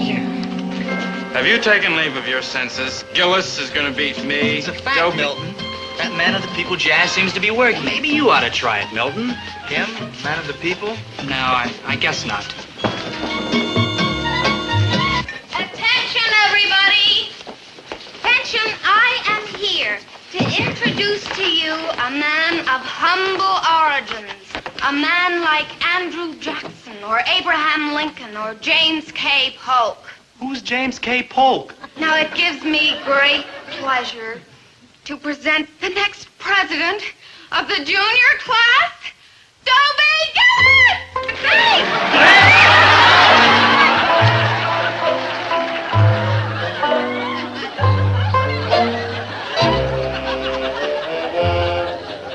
Fellow citizens, shucks, I just don't know what to say. I mean, all you swell folks clapping hands for little old homespun me.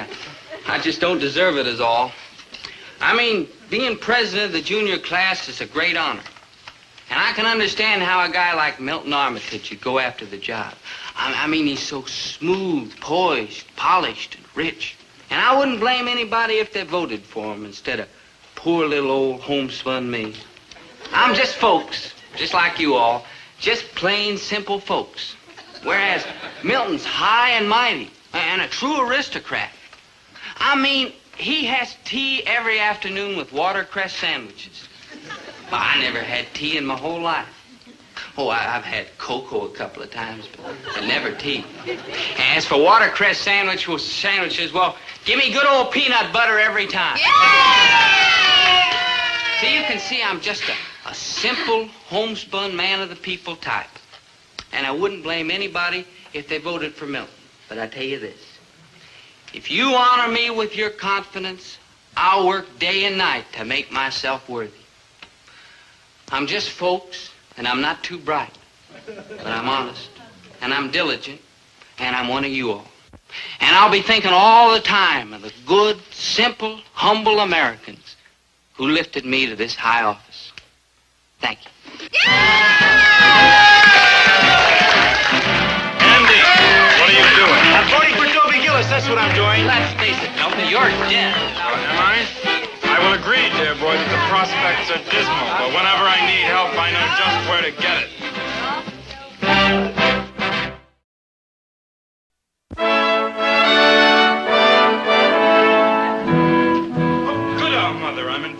tea. Do we have watercress sandwiches? Oh, but of course, dear. Oh, jolly. That's all, Bridget. You're dismissed. Mother, the crust is still on it. I know, dear. The help one gets these days. True. How I wish we still had Alfreda. Ah, what a wonderful maid. And only $3 a week. Of course, she did drink 2 bottles of gin every day. Well, what can you do with the servant class? Pour me some tea, Mother. Very strong. I've had a beastly day. You look it. Well, out with it, boy. It's the election at school, Mother. I'm losing it to a grocer's son. You must help me. How? You'll find a way, Mother. You always do. Oh, Milton, you're a nasty boy. You're just like your father. May heaven rest him. Oh, he was a nasty man. So nasty. May heaven rest him. You always helped him. Yes, I did. I was what I believe they call his hatchet man. And you'll help me. Oh, don't I always? I knew I could count on you, Mother. Oh, you are such a nasty boy. Perhaps nastier than he was. Oh, have another watercress sandwich. I believe I will. I'm famished. Nasty.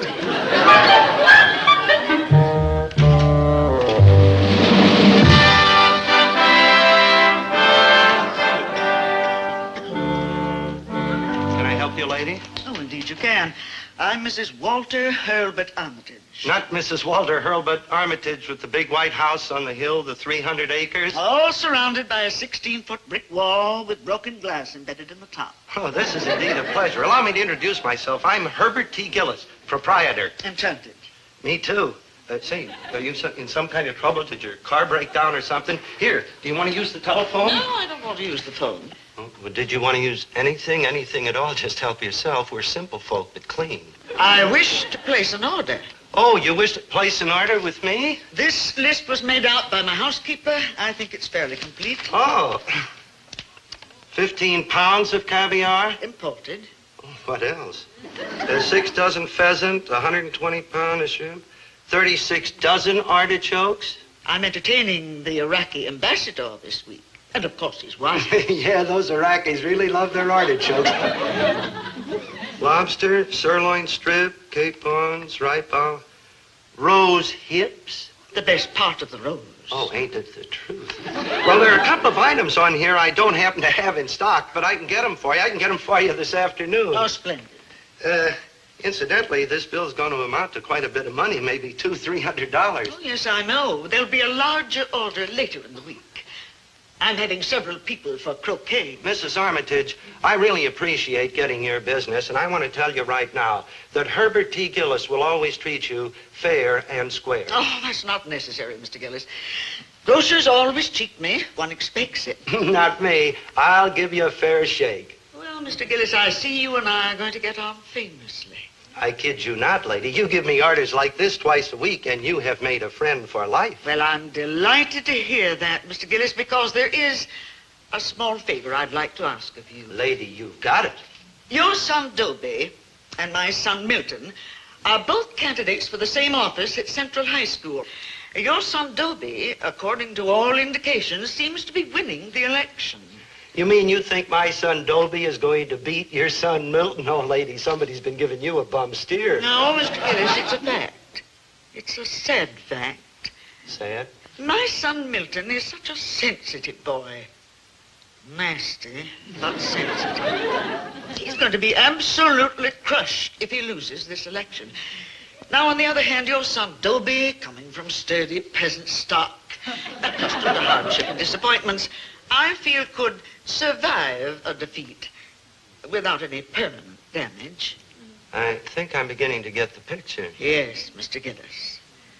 You persuade your son to withdraw from the election, and I'll give you all my grocery business. Now, that isn't quite fair, Mrs. Armitage. After all, Dobie's worked very hard. Orders like this, Mr. Gillis, twice a week. But sometimes oftener. Well, I don't know. I don't like doing this, Mr. Gillis. Especially for Milton. He's such a nasty boy. We can't pick our children, can we? No, we sure can't. But look at it this way. Dobie's young. There's always next year. And with the profit, the very handsome profit you'll be making each week from me, Perhaps you could buy the boy some little thing to console him. Well, looking at it that way... Thank you, Mr. Gillis. I knew you'd understand.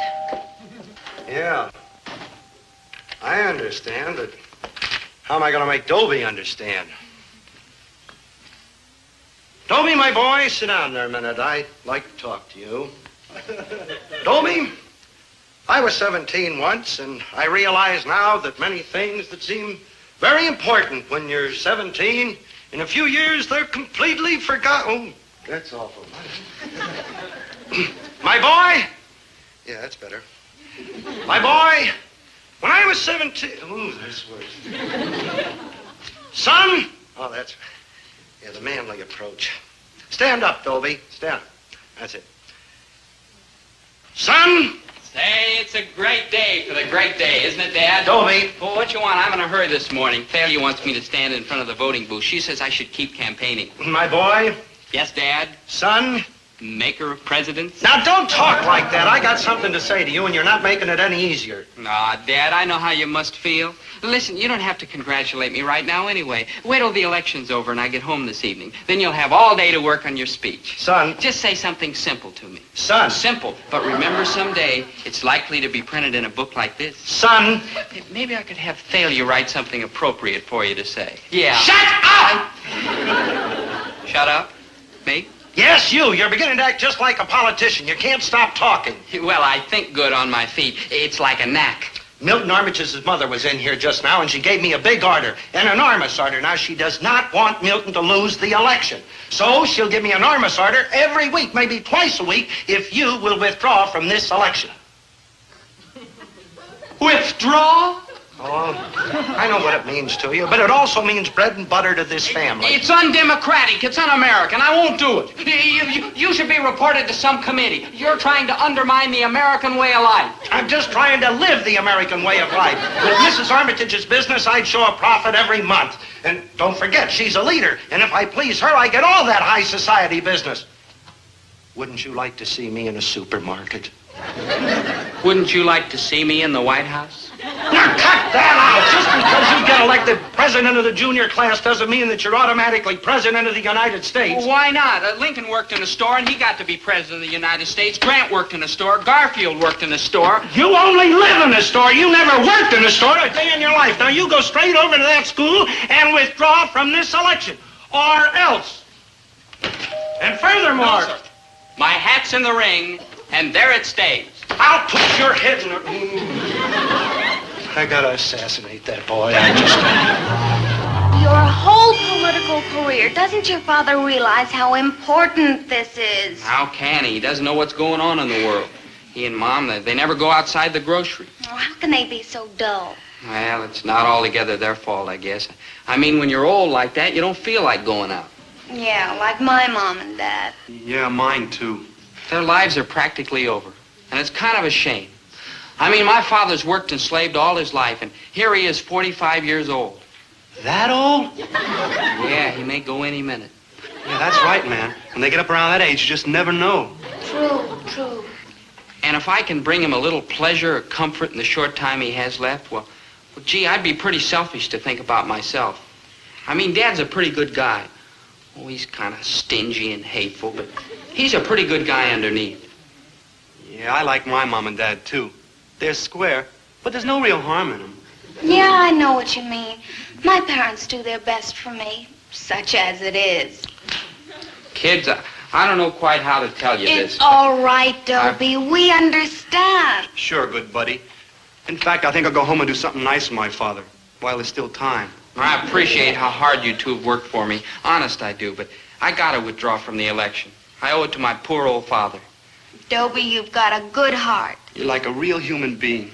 Thanks, kids. Come on, let's go tell Mr. Pomfret I'm quitting. Ah, Dobie, I've been looking for you. I got your note offering me an ambassadorship. Please don't think I don't appreciate it, but if I ever should leave teaching, which seems daily more likely, I'm going into air conditioning. It's just as well, Mr. Pomfret, because I have to withdraw my offer now. You see, I'm... President, everybody get out the house and the hell are going to lose. A man of the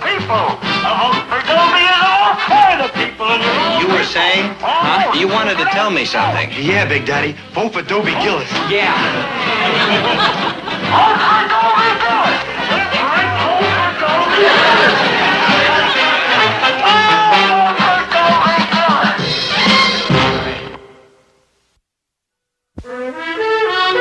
Oh, calm down, Milton. I will not calm down. I will not do anything. I will hold my breath until I die. Oh, you are such a nasty boy. You promised, Mother. You promised me you'd make Gillis withdraw from the election, but you didn't. He won the election, and now look at me. A failure at 17. This may be the very best thing that ever happened to you. Oh, the grocery list. Bridget, I want you to call Gillis Grocery Store and place this order. And from now on, place all our groceries with Gillis. Mother, how could you? I will hear no more, you nasty boy. All right, Mother, but you must give me something very nice, or I'll have another one of my asthma attacks. Very well, I'll give you something very nice. A little red sports car. No. A little blue motorcycle. No? What? A watercress sandwich. Oh, mice and rats.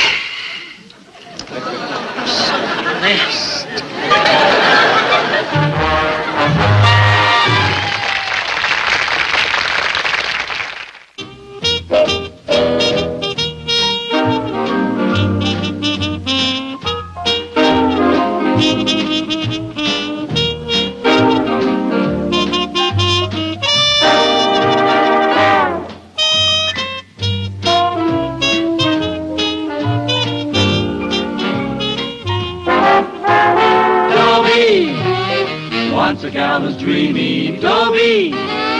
Once a gal was creamy, Dobie. Once a gal to call his own.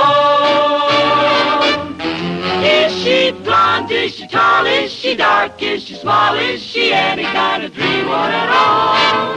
No matter, he's hers and hers alone. 'Cause Dobie has to have a girl to call his own. Once a gal was dreamy, Dobie. Once a gal was creamy, Dobie. Once a gal to call his own. Is she blonde? Is she tall? Is she dark? Is she small? Is she any kind of dreamboat at all? No matter, he's hers and hers alone. Dobie. Thalia Mininger. Thalia Mininger is the girl I'm in love with.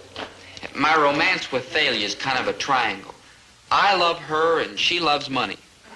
It's unbelievable that such a warm, soft girl can't think of anything but cold, hard cash.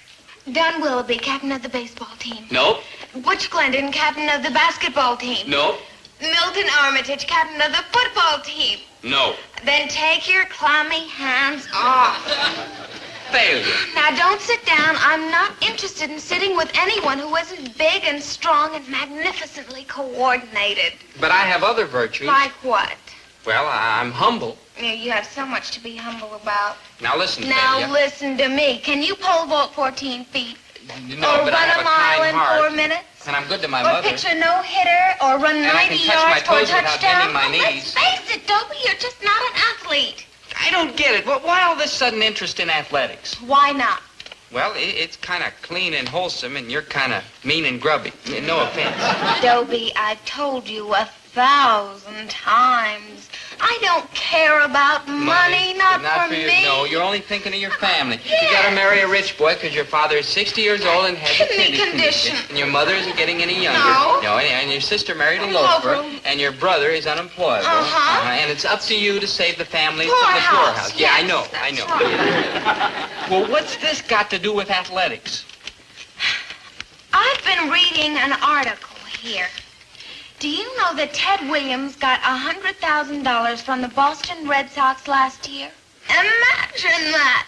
Just for playing a couple of hours of baseball every day, Yeah. and he got a nice suntan, too. Oh, yeah, especially in those night And games. Mickey Mantle got $80,000. Well, he's younger. And do you know what the quarterback of the Chicago Bears got last year? Lumps. Don't get smart, mister. There's money in athletics. Big money. Take the second Lewis Schmeling fight.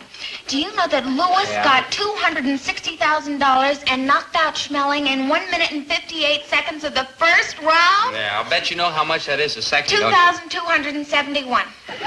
So you can sneer all you want, but the man that gets me is going to be a big brawny athlete. Yeah.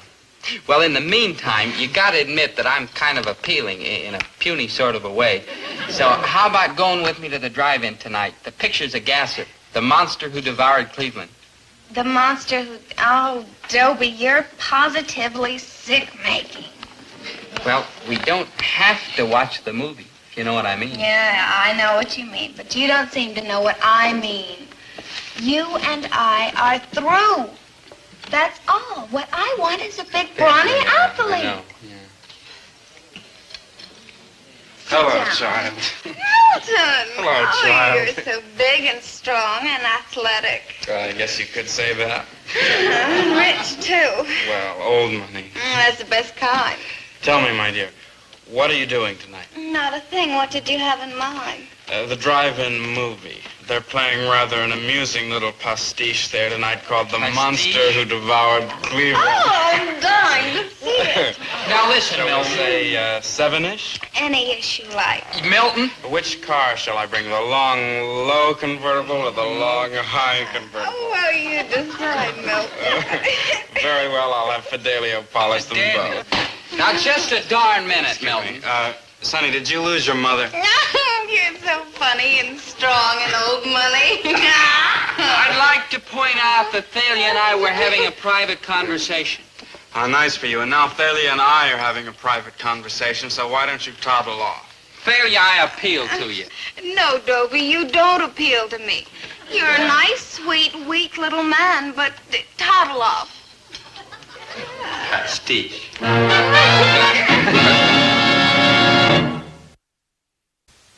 S-I-K. I mean, why mess around with a chick who digs muscles? I mean, look at it this way. You get, like, maimed. Maynard, it's written in the great books. He who lives for love must be ready to die for love. Besides, without Thalia, what is there worth living for? You gone ape? Lots of things. Name one. I'll name them all. Dizzy Gillespie. We're star-crossed lovers, but somehow, some way, we'll beat the odds. Daddy-o, you're like a rebel with a lost cause. Thalia only digs like athletes. Okay, then I'll become an athlete. Make me a muscle. Huh? Make me a muscle. Oh. Dobie, find yourself a chick who digs like your beautiful mind. Maynard, you're the hippest, but when it comes to love, let's face it, you're square. Smile when you say that, mister. You don't get the point. A man in love can move mountains. Yeah, but he can't become an athlete. I'll become an athlete. What kind of athlete? I don't know. Basketball? Too short. Baseball? Too slow. Shot put? Too weak. Football? Too yellow. That leaves the girls' swimming team. And you'll never pass the physical. I'm sure I have athletic abilities. They just have to be tapped. Dobie, love has tapped you so hard you're punchy. Maybe polo's my game. Or lacrosse. Or squash. Punchy? Did you say punchy? Yeah, I sure did. Maynard, you just said the magic game. Boxing. I'll become a ruthless fighting machine. So long, Dobie. You just crossed over. Maynard, do we have a boxing team? No. Then who's to know I'm not a ruthless fighting machine? Well, for one, Thalia won't know. She'll know when I flatten the greatest athlete in the history of Central High. All city, all state, all interscholastic. Man, you could only mean... Moose McCullough, the legend. Oh, I know he'll cooperate. Oh, I dig. A fix. Yeah. Yeah, what makes you think Moose McCullough's gonna let himself get flattened by you? Because Moose springs from that special breed of men. He'll do anything for love. The pursuit of La Femme is the noblest art known to man, Dobie. You can count on me. I knew you'd feel that way, Moose. We're cut from the same cloth. Oh, little Moose must be hungry. Hand me that bottle, will you? Oh, sure, Moose.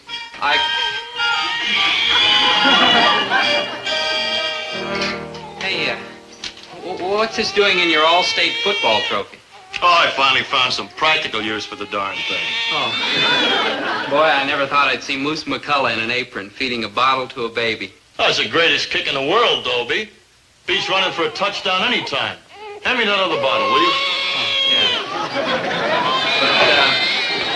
But, don't you miss cheers of the crowd? Oh, no.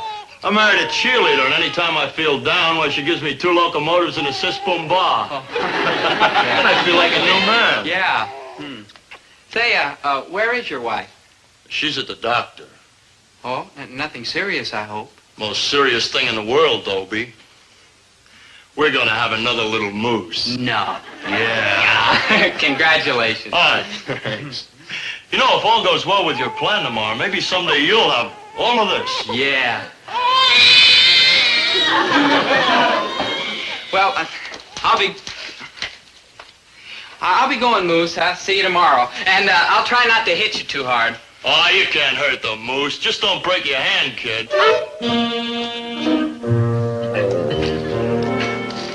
Oh, Dobie, how sweet. I'm just mad about banana split. If only I could be a banana split. Now, Dobie, let's not make things difficult. I may as well tell you, Thalia. When I leave this table, it's all over. Kaput. I'll never bother you again. Dobie. Please, no pity. I know now there can never be anything between us. I'm too insignificant, too ordinary, too commonplace.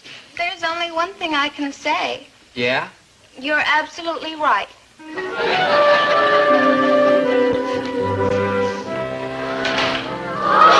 Oh, that's him. Moose McCullough. That's the legend. So it's Moose McCullough, the legend. So what? Oh, Dobie, jealousy has worked your mind. He was a 4-letter man. He won over 100 athletic trophies. And the 7 years that he spent at Central High were brilliant and unforgettable. Oh, I may die. He's coming this way. What? Well, hello. Hello, Mr. McCullough. Oh, my friends call me Moose. Moose? She isn't one of your friends. Oh. She's gonna be. You're picking on the wrong girl, Mr. McCullough. She's not interested. Dobie, mind your own business. You heard her. Now, why don't you toddle off home and play with your finger painting? Mr. McCullough, sir, I'm not going to stand for this, sir. I know you're the greatest athlete Central High ever had, Mr. McCullough. And I know how strong and tough you are. And even how you were a professional heavyweight fighter for a while. And everybody's heard about that time in Chicago when it was night and those 6 gangsters didn't recognize you and they jumped you. How you almost killed them. I know all about that, Mr. McCullough, sir. All about what? Listen, why don't you run over to the counter and see if they've got your pablum ready yet? But I love Thalia Miniger. And I'm going to count to 3, and if you haven't stopped bothering her by then, I'm going to slug you, Mr. McCullough. Oh, I know, you may kill me. But what does it matter? What is my life compared to 1 second of Thalia Miniger's happiness? So leave her alone, Mr. McCullough, or else. 1. No, Dobie, you're crazy. 2. Stop before it's too late. 3. They'll kill you, Dobie!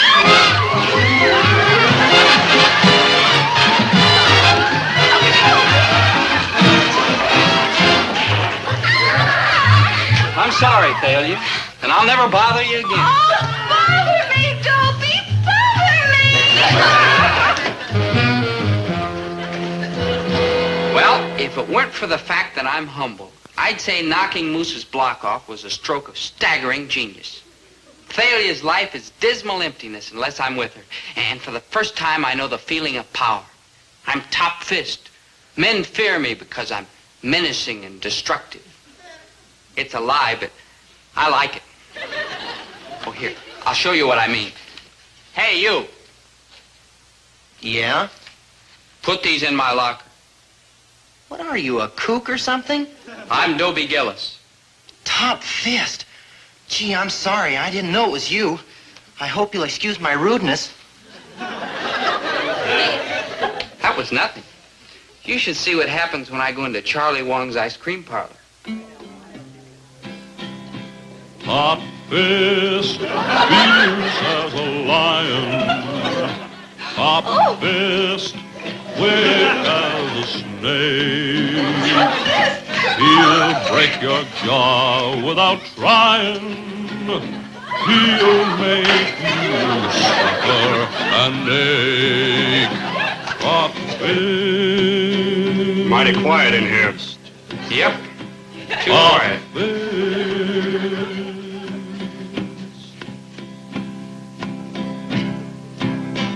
play something for Top Fist. Play.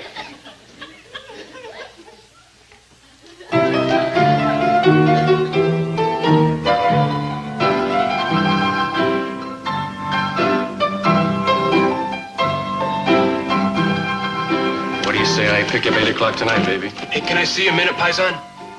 Excuse me. Look, stupid, can't you say I'm busy operating? Well, tomorrow they'll be operating on you. That's Dobie Gillis's girl. Look, I don't care who's... Dobie Gillis. Dobie Gillis, the guy that reduced the legend to rubble. Holy smoke, I better get out of here.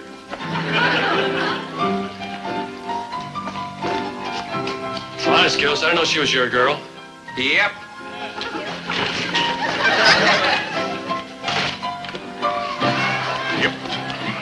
He's rough and he's tough, but he's tender.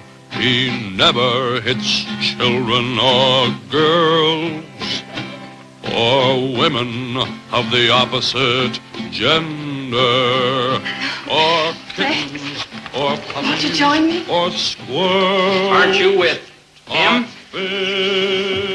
Don't mind me, Top Fist. I'm just leaving. Honest. Thanks again for getting rid of that. You're rotten, but call me sometime. My phone number. Violet. Top Fist, his hand strikes like lightning. I touched him. I touched his fist. Here's a man kind but frightening. Here's a man sweet but bold. Top Fist, Top Fist. Sit down, Top Fist.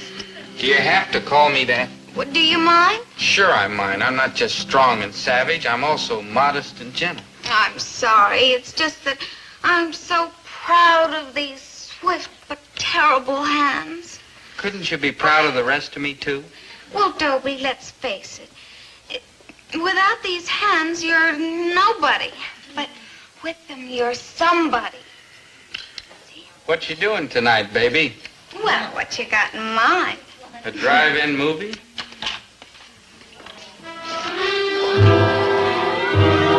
Hey, Daddy-o. Send him away. Get lost, Maynard. It's Milton, man. Milton. He's here.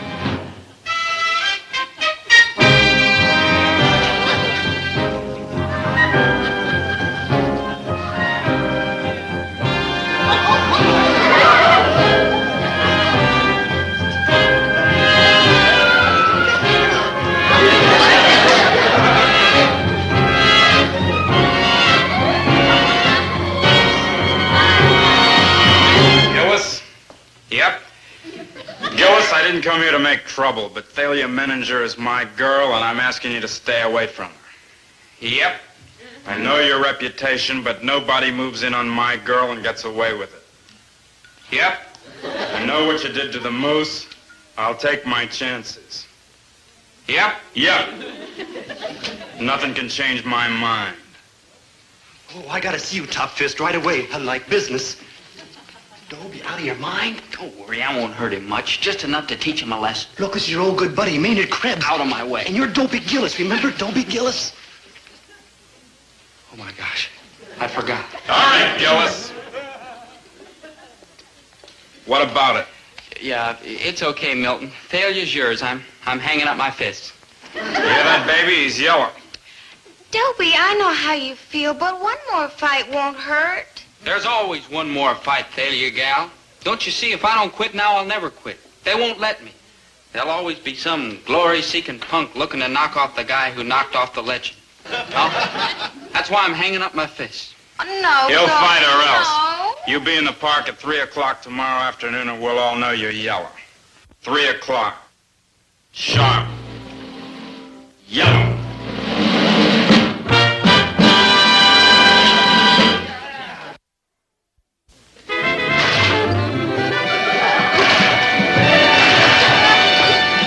You're like nowhere. Let's try something else. Yeah. Hit the old mitt. Yeah, just wait. No, hit on me. Oh, I'm sorry, Maynard. Sorry. For what? For hitting you. Pretty terrific, huh? Yeah, deadly. No butterfly could take such punishment and like live. That was my best punch. Yeah? Uh-huh. Let's try another approach. Can you fight dirty? Maynard, try to be helpful. Okay, call off the fight. What? Loose face? Either way, that's what's gonna happen. I repeat, call off the fight. You lose the chick, but you like stay out of the hospital. Maynard, what's a split lip compared to a broken heart? No. No, if anyone calls off this fight, it's gonna be Milton Armitage. Which isn't a bad idea. Daddy-o, there's no way on earth of talking that cat out of this massacre. Maynard, where there's a moose, there's a way.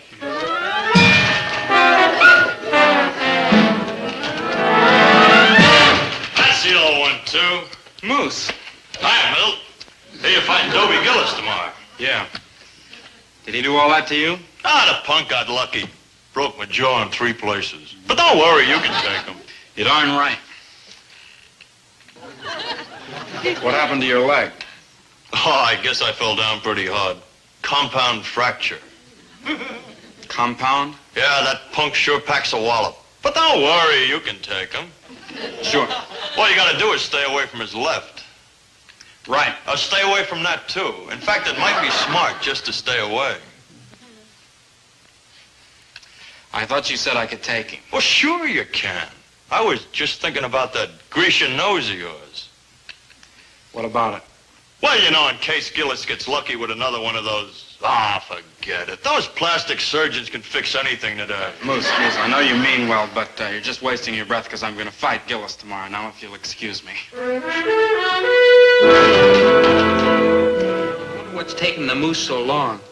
I hope he isn't having trouble talking Milton out of the fight. Yeah, I hope so, too, because if Milton fights, you're like dead. Dobie!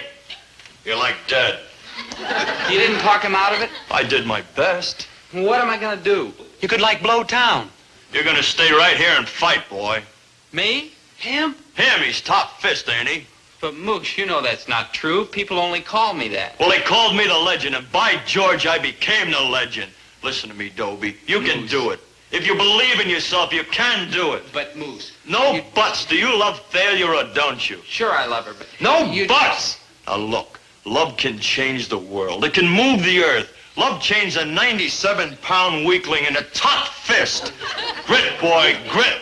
Courage, determination. Fight, smash, kill, destroy for love. For Thalia, you can do it, boy. You can do it. Sure, Dobie. You can do it. Remember, good buddy. Top fist, fierce as a lion. Top fist, quick as a snake. He'll break your jaw without trying. He'll make you suffer and ache. Top fist, the world stands and trembles. Top fist, with muscles just like steel. I broke it.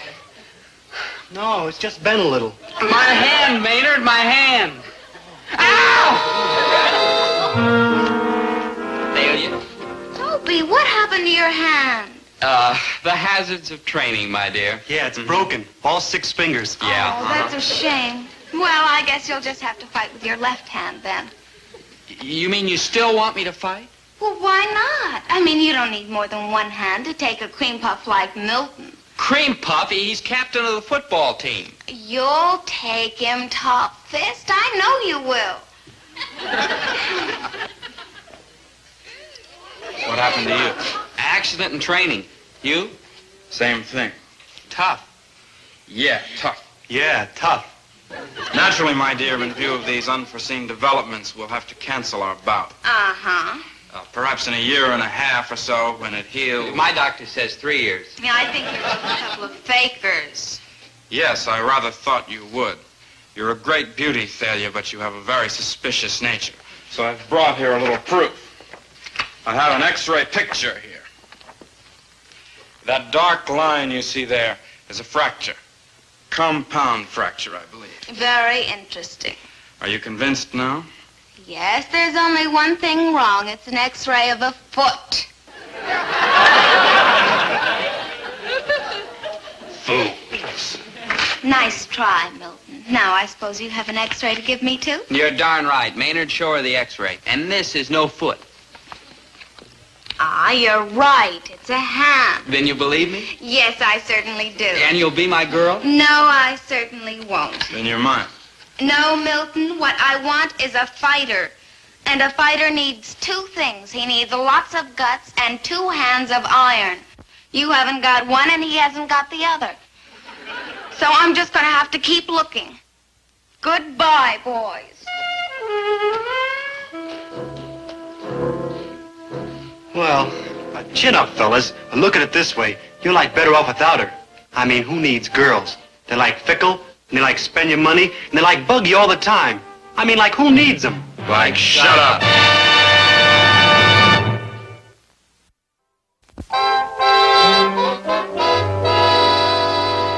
Well, failure is only a bittersweet memory now. But all is not lost. I still have my reputation. I'm top fist. Here, I'll show you what I mean. Hey, you. Yeah? Put these in my locker.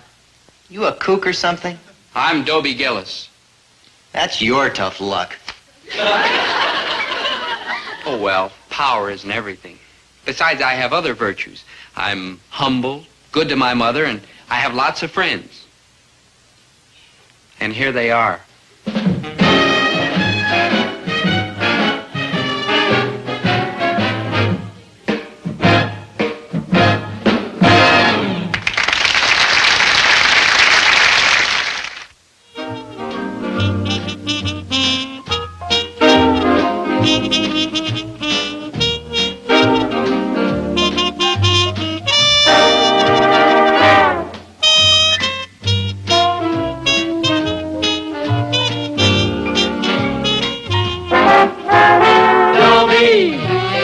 Once a gal was dreamy, Dobie. Once a gal was creamy, Dobie. Once a gal to call his own. Is she blonde? Is she tall? Is she dark? Is she small? Is she any kind of dreamboat at all? No matter, he's hers and hers alone. 'Cause Dobie has to have a girl to call his own. Once a gal was dreamy, Dobie. Once a gal was creamy, Dobie. Once a gal to call his own. Is she blonde? Is she tall? Is she dark? Is she small? Is she any kind of dreamboat at all? No matter, he's hers and hers alone. Dobie. 17 years ago, when I was born, my father bought me a piggy bank, and he put a penny in it for luck. And I'll say this for my father. Anytime I'm in trouble, he's right there with another penny. Why am I talking about money? Same reason as always. Thalia Menninger. Ah, Thalia. Thalia the lovely, Thalia the divine. And she's so unpredictable. She's the most predictable, unpredictable girl I know. One minute she comes up to me all sweet and soft and creamy. That's the way she is for 1 minute. But the next 59 minutes, she's like that with some other guy. Oh, gosh, Thalia. Gosh, what? Gosh, you're sweet and soft and creamy. Now, that's because I'm with you, Dobie, dear. How about going for a nice long walk? Well, I can't. I promised Chatsworth Osborne Jr. I'd wait for him. Chatsworth Osborne Jr.? That snob? Why, if he weren't rich, you wouldn't But even... he is. Money's all you care about. You wouldn't even look at Chatsworth Osborne Jr. if he didn't live in that big house on the hill and drive an expensive sports car and was poor. We'll never know. He's loaded. Yeah. Look what he gave me. Smell. The most wonderful perfume in the world. Oh, yeah? Well, what's it called? Spell it. M-M-M-M-M. Oh, French, huh? Listen, Thalia. Oh, why don't you and I just go... Hi, Chatsworth. Hi, Thalia. Hi, Gillis, baby. Look, Thalia, you just forget about Chatsworth Osborne Jr. and we'll take that nice long walk. Walking builds up the calves. It's vital to have strong calves. In case of fire and stuff like that, there's nothing like strong calves to get you out of there fast. $18. Listen, you an stick ounce. with me, Thalia Mininger, and I'll buy you a whole pound of that stuff. Well, why should I wait for promises when Chatsworth can buy me everything I want right now? Okay. So he's got money. But I don't hear you bragging about his calf muscles. Listen, anytime you want a broad jump against me, Chatsworth, just holler. 4.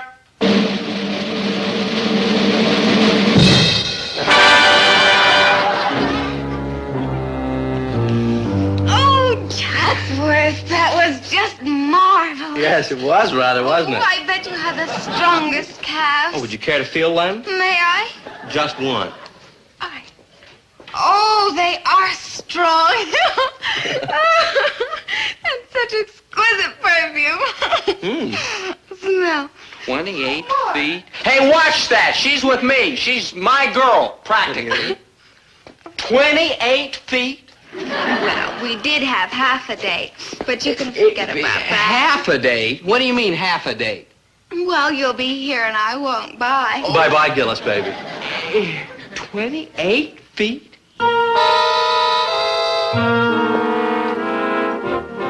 Why so pale and wan, fair lover? No, it's just my calves that are pale and wan. What? Never mind. Okay. Never mind what?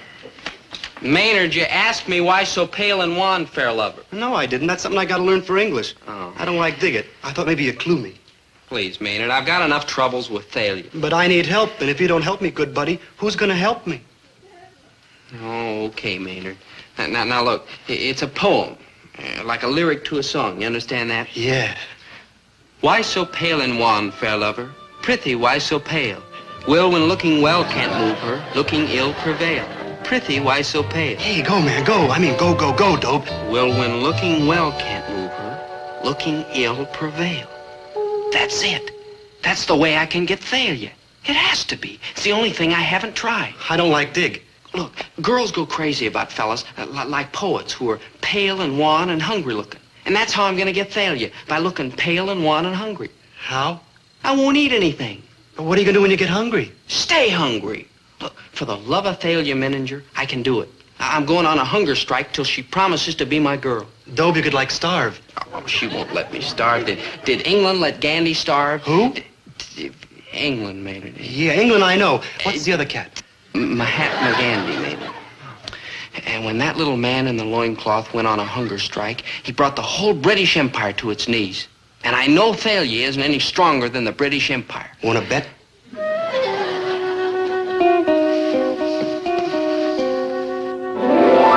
Thalia Mininger, I'm asking you for the last time. Will you be my regular, steady, permanent girl? I'm telling you for the last time, I will not. All right, that does it.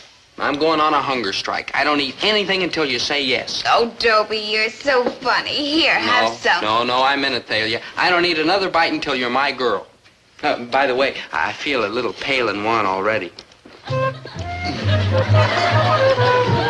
Sorry, but I got to eat for two now.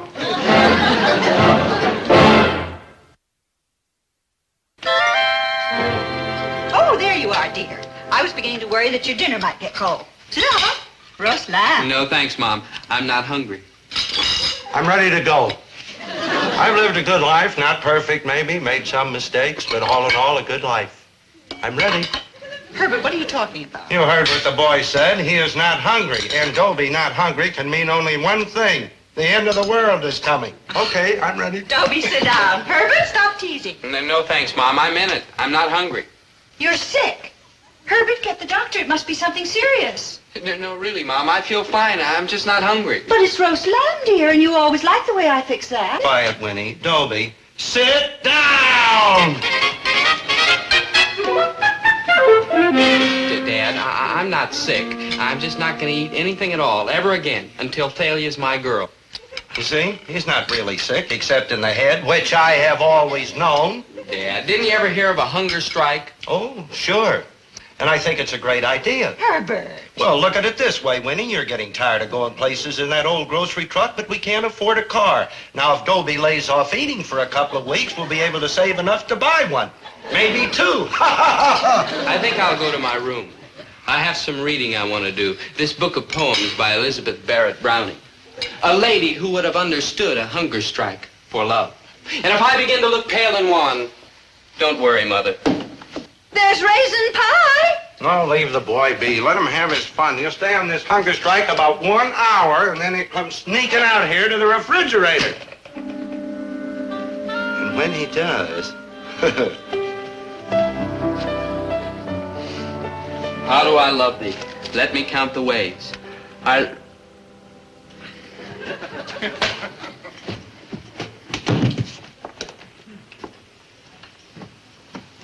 Sorry, Elizabeth Barrett. How do I love thee? Let me count the ways. How do I love thee? Let me count the ways. I love thee like raisin pie, and I love thee like roast lamb. I love thee like raisin pie, roast lamb.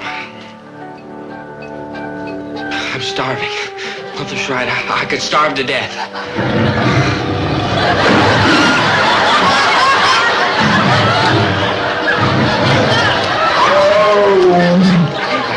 There is no hunger. I'm talking to myself. I gotta have something to eat.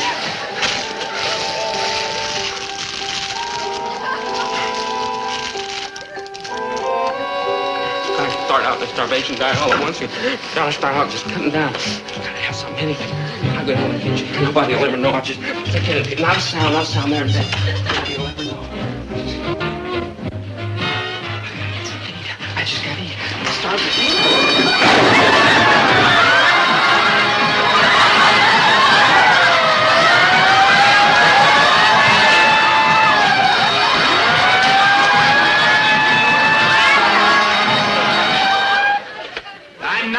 I'm not eating. I know, and you weren't about to either. No, sir. My Mahatma Gandhi can do it for India. I can do it for Thalia. I was just getting some ice for my fevered brow. Oh, well, that's different. So you're determined to stay on this hunger strike, huh? Yeah. Well, I tell you what I'm going to do to help you. I'm going to sleep on the couch in the living room tonight where I can hear you, just in case you should walk in your sleep and wind up back at the refrigerator or down in the store. Oh, thanks, Dad. Oh, think nothing of it. Just resetting the alarm. Oh, thanks. Good night,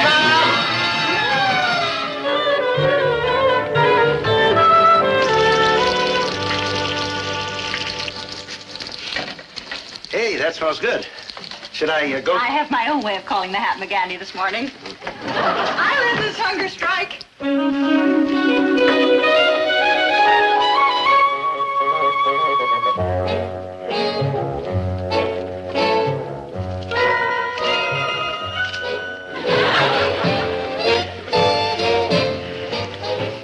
Food.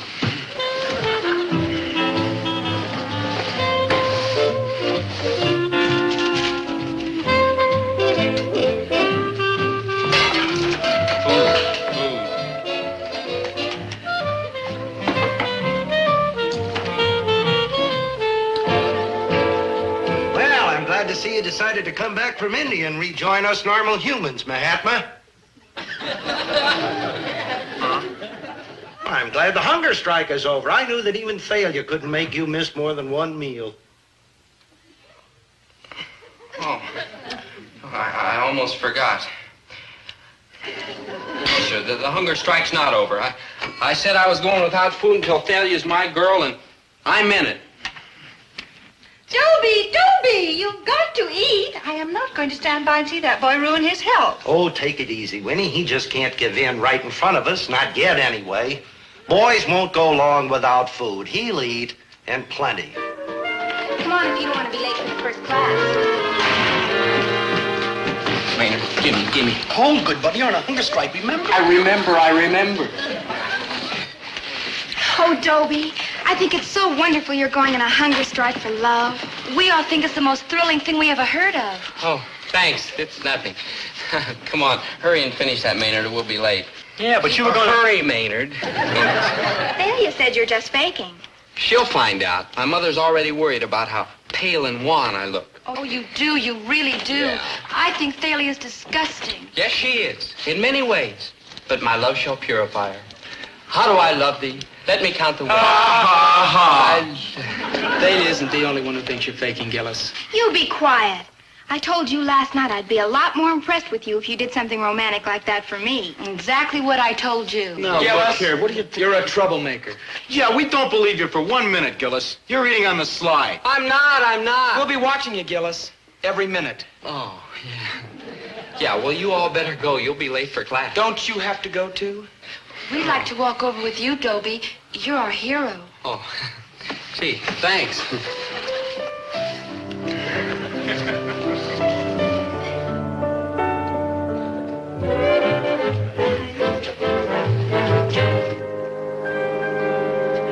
Hey, hungry lover, you want a hot dog? Now leave Dobie alone. Very good hot dogs, Gillis. And I'll buy. No, thanks. Okay, just remember, we're watching you. You mind your own business, you glutton.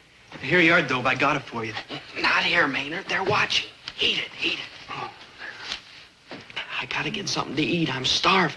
I know. Go home and eat. Maynard, I told you I'm starving there, too. My dad'd laugh at me. Listen, I'll go home. You get me something to eat. Sneak it into my room through the window. Well, good buddy. As soon as I finish this.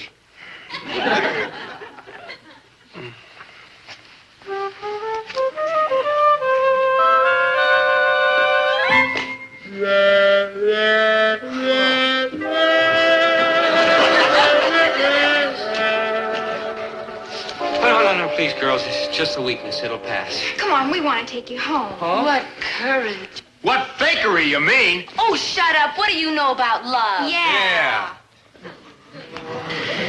How do you stand on lynching?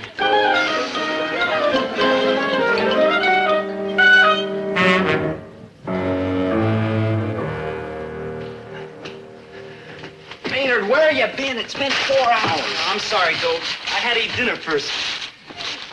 Ice cream bars? That's all you brought? Yeah, good buddy. I figure you've been hungry for so long, you deserve nothing but the best. Mayor, I may murder you as soon as I finish these.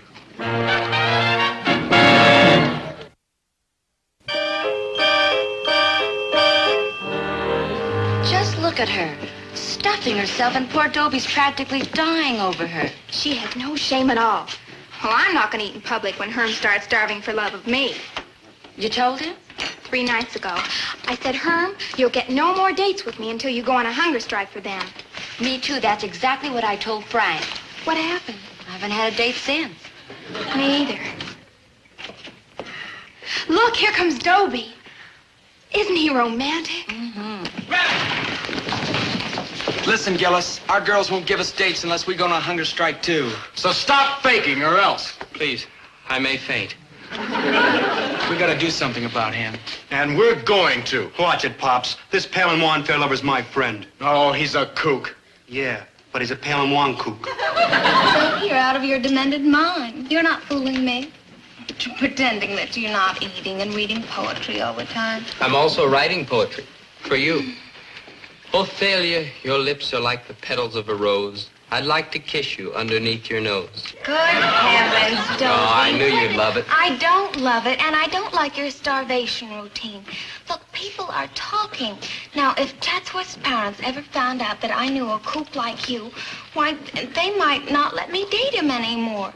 So stop the act. Will you be my girl? No. Then I'll go on starving myself, unto the death. If I can't have you, my darling, I'd rather not have life itself.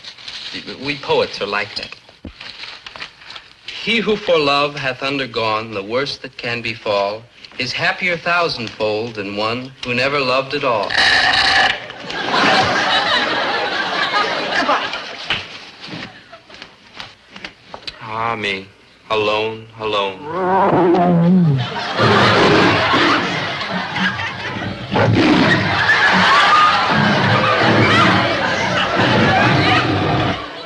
Dope, good buddy. You're never going to get Thalia this way, and those fellas are sore. Why don't you give up?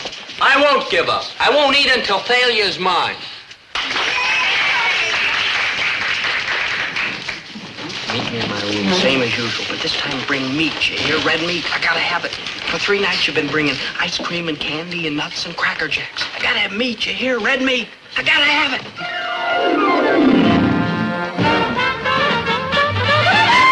There you are, good buddy. Red meat. Nothing else, just a salami? A red one, the reddest. A garlic salami? The garlickiest. I went all the way across town to get it for you. Will you please stop worrying, Winnie? The boy is eating. I don't know where, but he is eating. In fact, he looks to me like he's putting on weight. I don't know what kind of a father you can be, Herbert Gillis. I'm the kind of a father who can spot a phony.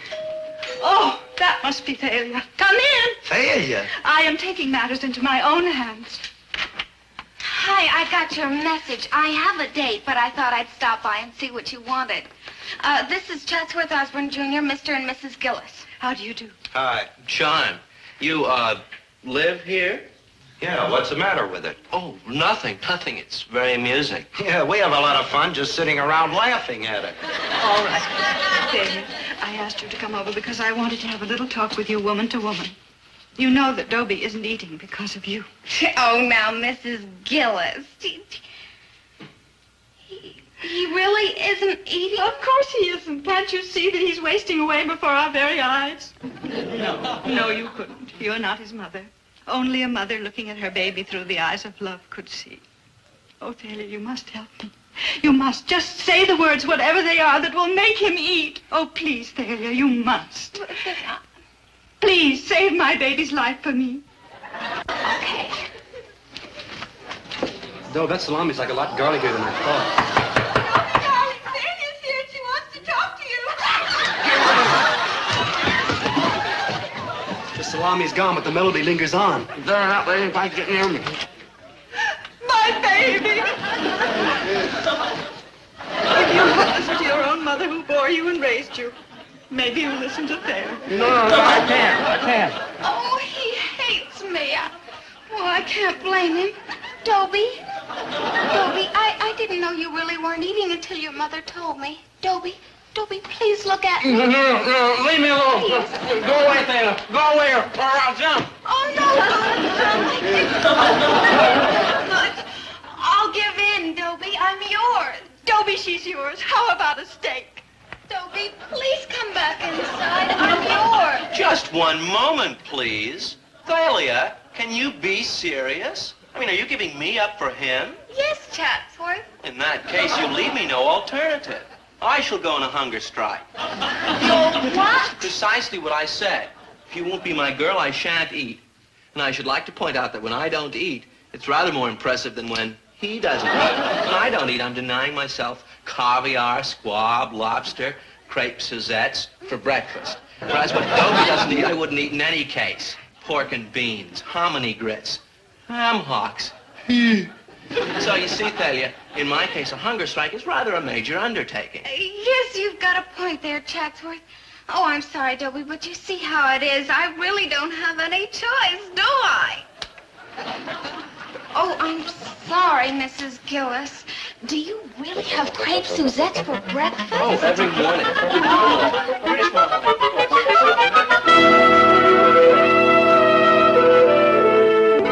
Why don't you like it off this hunger strike, Kip? You're like dead, though. Not yet, I'm not. Gandhi didn't quit, and by George, neither am I.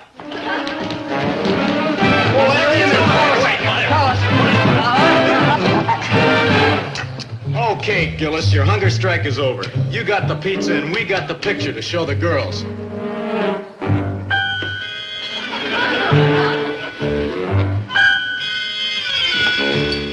Hold everything, son. Here's Dad to the rescue. I'm sick and tired of this hunger strike nonsense, and you're gonna eat. But, Dad, my hunger strike's over. I just ate. Boy, did I eat. Now, don't lie to me, boy. Dad. You're gonna eat, and that's all there is to it. Dad, wait a minute now. Dad. Keep quiet.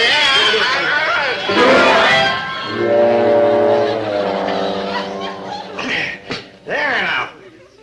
Isn't that better? Oh. See? That's all you needed. Some food.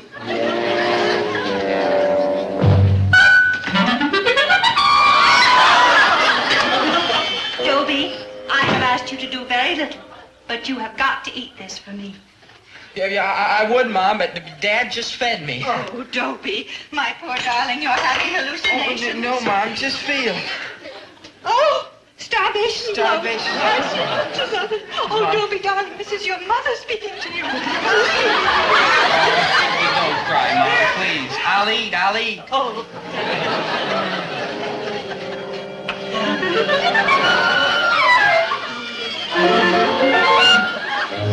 There, dear. There. Isn't Mommy's cooking good?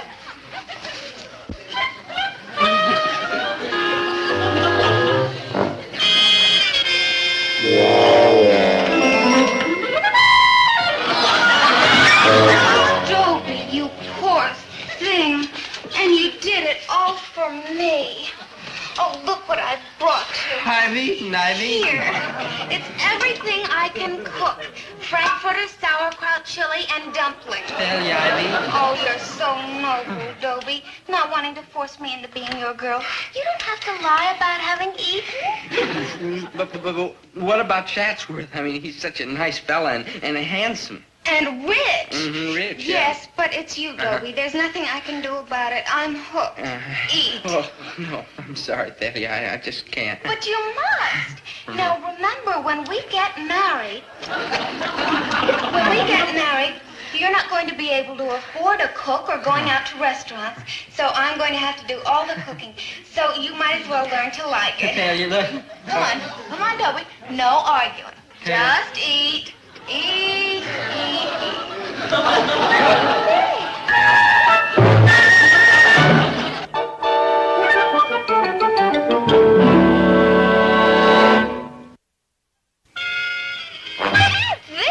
Wasn't that wonderful?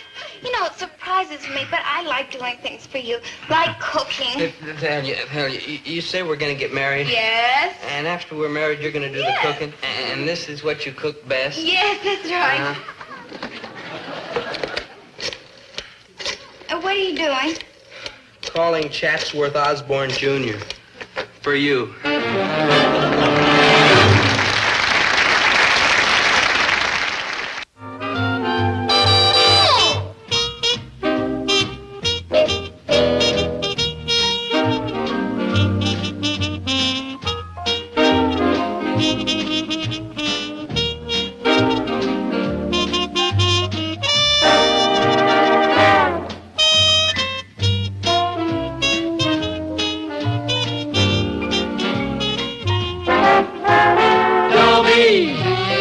Once a gal was dreamy, Dobie. Once a gal was creamy, Dobie. Once a gal to call his own. Is she blonde? Is she tall? Is she dark? Is she small? Is she any kind of dream one at all? No matter, he's hers and hers alone. 'Cause Dobie has to have a girl to call his own. Once a gal was dreamy, Dobie. Once a gal was creamy, Dobie. Once a gal to call his own. Is she blonde? Is she tall? Is she dark? Is she small? Is she any kind of dreamboat at all? No matter, he's hers and hers alone. Dobie, Dobie.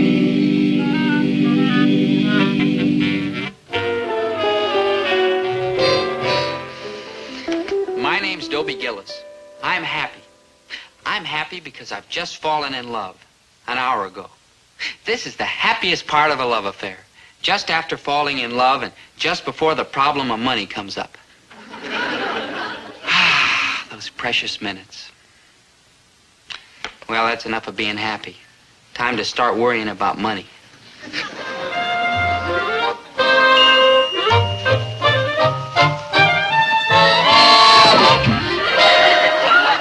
Aphrodite. It's you, my Aphrodite Milliken. I've been singing those words since first I heard them. I tried to control myself, but it's no use. I must tell you, Aphrodite Milliken, with all honesty and all humility, I love you. Oh, Dobie. And I shall love you forever. Just repeat after me and hold the thought. Dobie Gillis loves me. Dobie Gillis is my slave. Oh, Dobie, I just enrolled in school this morning. Well, the first time you saw me was an hour ago. I know. Why, oh, why did I part with you for even that hour? I went to a girls' gym class. You must drop the course. Nothing must come between us. Dobie, you're so silly. You don't know anything about me. What do I need to know? You're you. All else is trivia. No, don't tell me, no. I sneaked a peek at your card. You're only 16 and a half years old. I'm 17. But, my darling, the differences in our ages won't matter. I won't let it. The world may sneer and call ours a May-December romance, but I won't care. I'll just know that I love you. Dobie, what you feel is just passion. Hey, watch that. You sure you're only 16 and a half? Of course. Wow. Dobie, you're so delightfully, gauche. Oh, gauche, what? Gauche. G-A-U-C-H-E. It's French. Oh, that gauche. Sure you're only 16 and a half? Well, of course. Wow. Don't you know French? Why, yeah, sure, some. What do you think I am, dumb? My gauche. Dobie, I've never met anyone like you. Really? Well, I've never met anyone like you either. Say, I always thought this bench was marble. I can't... It is. Yeah. Kind of slippery here. Here, feel. Huh? Feel. Oh. Say, that's a pretty good muscle for a girl. Let me feel yours. Oh, yeah, okay. Tighten it. Come on, tighten it. Oh, Dobie, stop teasing me. Tighten it up. Later. First, let's go over to Charlie Wong's ice cream parlor. Ice cream parlor? Yeah, that's the hangout. Well, all right, Dobie. For you, I will. Good.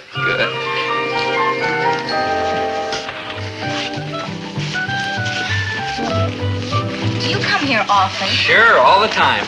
It's just such a frivolous place. Well, yeah, sure. I mean, well, I figure you gotta frivol once in a while. Well, it's either here or home. Maynard. How are you, Maynard? Cool, Dad. Maynard, this is Aphrodite Milliken. Aphrodite, this is my friend, Maynard G. Krebs. Ooh, frantic. Well, he certainly belongs in such a frivolous place. Yeah, old Maynard's about as frivol as you can get. Oh, Charlie.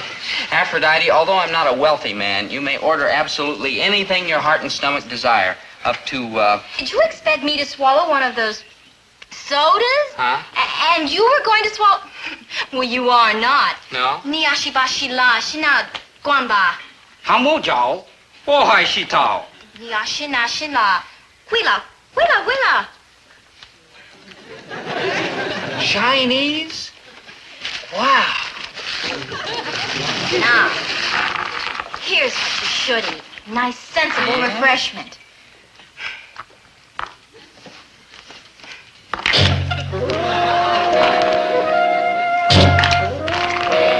Dobie, promise me you'll never again waste your money that way.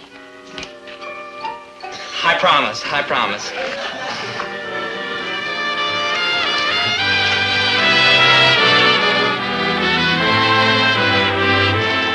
And this is the family act.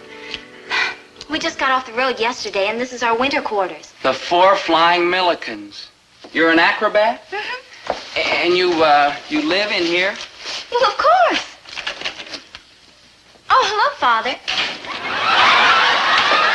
Father, I want you to meet Dobie Gillis. Dobie, this is my father. How do you do? Dobie, is it? Yes, ma'am, Dobie. D-O... Father? That's right. I mean, you're a man? Fathers usually are. Yes, my boy. I've been a man for 83 years, and I still am. Yeah. Father, while I get out of these ridiculous school clothes, why don't you explain to Dobie why we live in a barn? Yeah. None of us live in barns, my boy, or houses or mansions. There's where you live, inside. You don't need any more, correct? Oh, yes, sir. course, it's nice to have some place to take a bath. I was an MD, a professor of medicine. Suddenly I realized the folly of what the world calls living. I dropped everything and adopted a way of life based on... Are you familiar with the Greeks? No, there's a Greek boy in school. I was referring to the ancient Greeks. Oh, well, I don't know his parents. Yeah, well, we live largely on nuts and fruits and a few healthy vegetables, and these simple, comfortable garments we wear are homespun. Homespun? Homespun. I know. Wow. Well, It's a new word I learned today. you actually learned something at that school? I only meant that, well, Aphrodite passed the Harvard entrance exams when she was 12, just for fun. Wow. You said that. I just meant, would you like to go to the movies tonight? Huh? Although I'm 17 years old, I assure you I'm very trustworthy, sir. How about the movies, huh? My dear, don't forget your study hour. Oh. Aphrodite will see you at 8 o'clock. Yes, sir. 8 o'clock.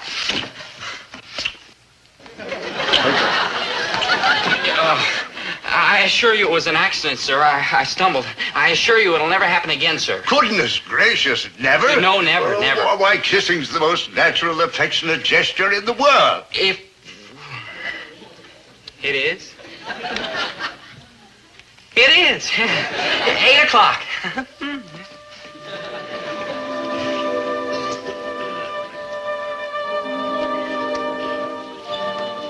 Well, I never saw you do that before.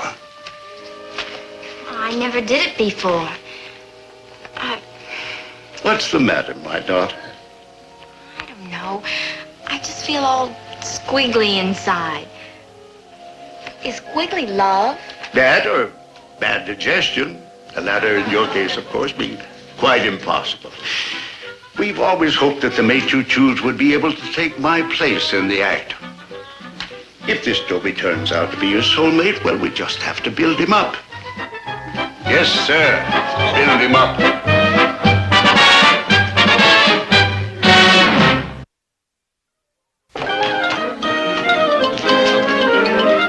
All right, put it back.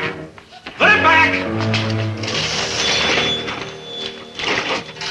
Okay, Thomas Alva Edison, so you invented some way to open this thing without the bell ringing. So put it back anyway. Put what back, Dad? The money. Money. Ha. Money. Who needs it? What's the matter, dear? Dobie, it's got me worried half to death. Well, he didn't take any money, and instead of eating something expensive, he only took a carrot. He's just doing what you've always told him to do. I know. That's what got me worried half to death. All right, boys, take her up, steady now. Easy. Steady, straighten up. Arms out. That's it. That'll be your young man. Dobie, you're 3 minutes late. I was 3 minutes early, but these look so good, I stopped for a snack.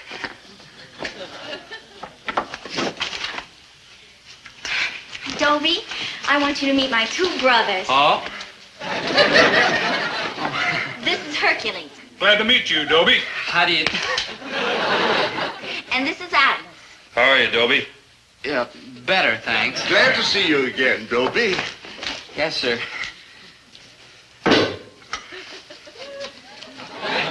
Father, please.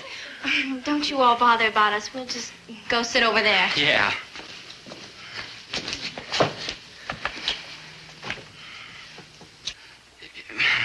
Maybe we should go pick some nuts and berries.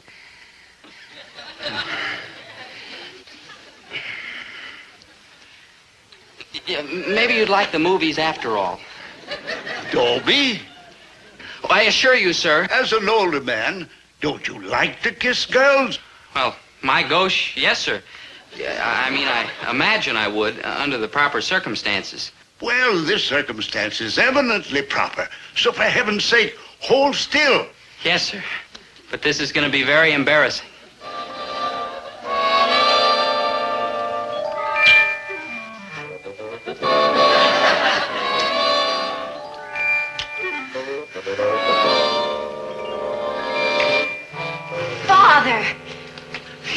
started it. Father. I only did what you said. You told me. Oh, he's the one, I'm sure of it. Congratulations, son. Huh? Boys, little Aphrodite has found her soulmate.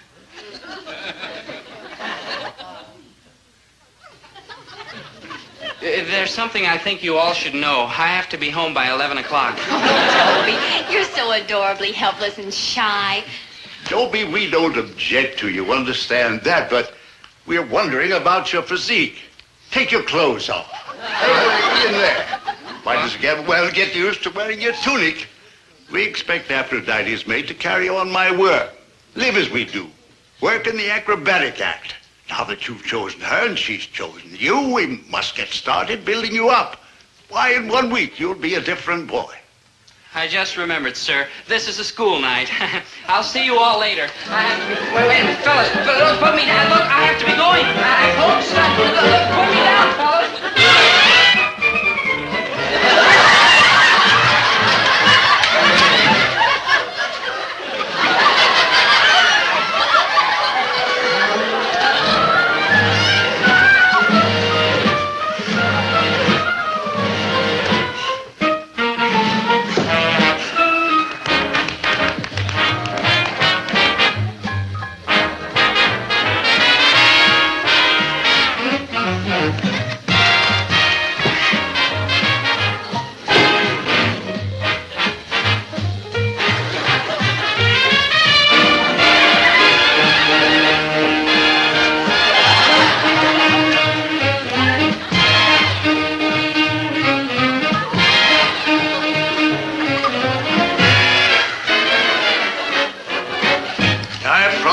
In a week, you'd be a different boy.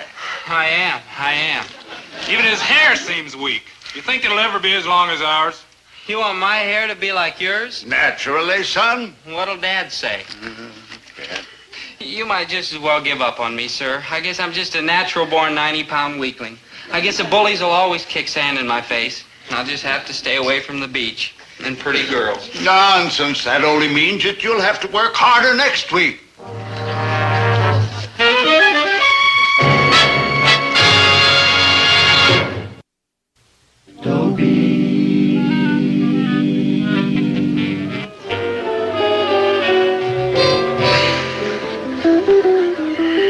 My name's Dobie Gillis. I'm not happy. I always wanted a superior girl, but I didn't want one who was so superior to me. That's the trouble. Aphrodite makes me feel weak and stupid. And the reason she makes me feel weak and stupid is because of two of my biggest faults.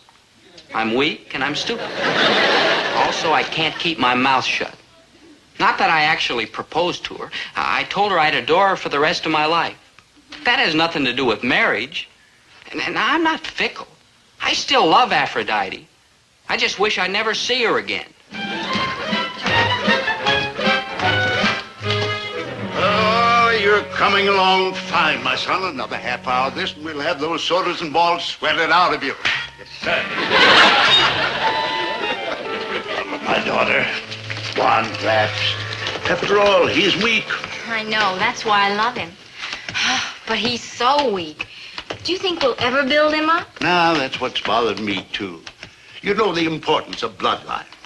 I've decided to check on his father.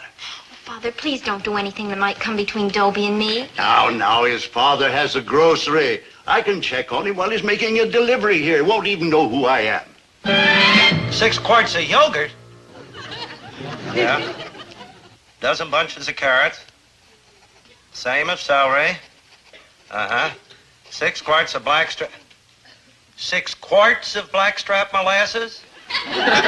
Okay, you've got it. Some kind of a nut? A hungry nut, anyway. Hey, this is going out on Cedar Lake Road. Why don't you jump in the truck and I'll drop you off at the depot? I already called a cab, and that is probably it. I'll call you from Mother's when I get there. And I'll tell her you sent your love. Sure, what do I care if you lie to her?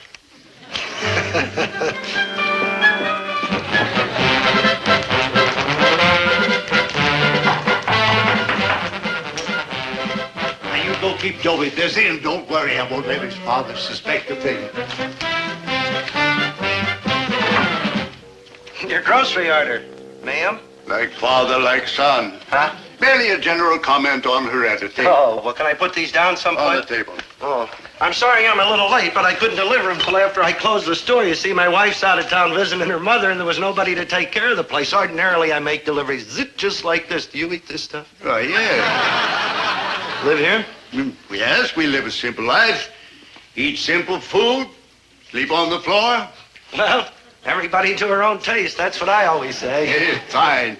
Just to set you right on the point, Mr. Gillis, Herbert T. My Gillis. name is Milliken. How do you do?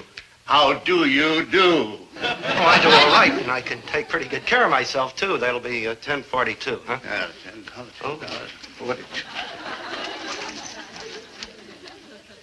All right, here you are.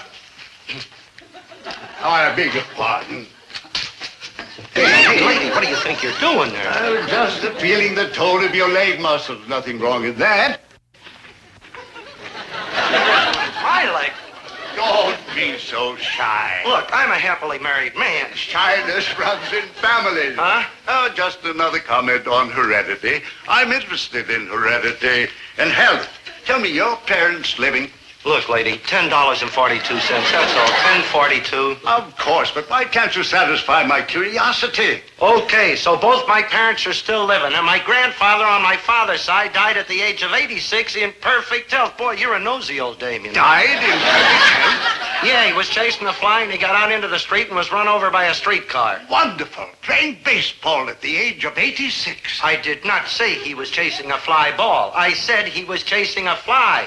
It lit on him in the house, and that made him mad, and he chased it out into the street, because when he got mad at something, he stopped at nothing. And speaking of heredity, that's one thing I inherited from my grandfather, and I'm mad now. So come up with the $10.42. Sure, there you are, and you do have a splendid spirit. What's the matter with you, lady? Are you some kind of a nut or something? Getting me in here asking me questions about my wife being out of town? I didn't ask you about your wife. You told me you said she was visiting her mother. Oh, and you heard about it, huh?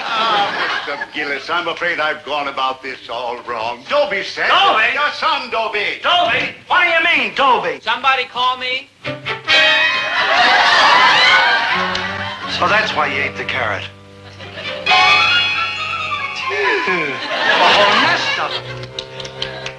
Dad, what happened? You were born, that's what happened. My own boy, my own son. What do you mean, dressed in a thing like that? Mr. Gillis, there's nothing wrong. It's merely a comfortable garment. For what? Why don't you step into the next room and try one on? I will not. Just while you calm down. Oh, watch it, boys. I used to do a little boxing. Now, calm, Mr. Gillis. Might as well try one on since you're going to be practically a part of the family. Part of what family? Our family. By marriage, at least. Your son, Dobie, and my daughter, Aphrodite. Him? Marriage? Marriage? Him? Why, certainly. I gotta kill that boy. I just gotta. Mr. Gillis, the children have chosen each other. We're training Dobie to become a Milliken, a member of our acrobatic troupe. Look, I'm getting out of here, and nobody's gonna stop me. And when I get out, I'm calling the cops and having this place raided. No, I won't call the cops. I'll call the FBI. I've got friends in high places. I'm a veteran. Oh, Dobie, I'm sorry it turned out this way. It's just, well, you were so weak. We had to find out about your father. Well, now you know. Sir, I think you'd better let him go. And I think I'd better go with him. It'll be awful when I get home, but I think I'm getting a little tired of nuts and berries. And I'm getting tired of this tuning.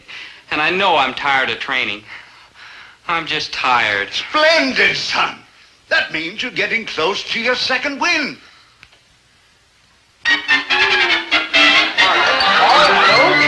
Okay. But I can still lick you.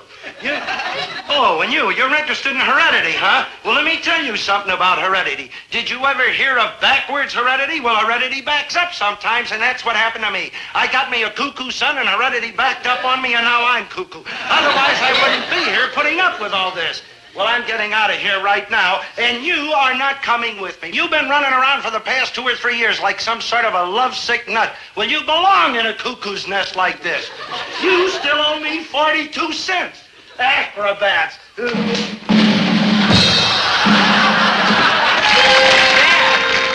your point, now lie on it. Maybe we can make something out of you yet, brother.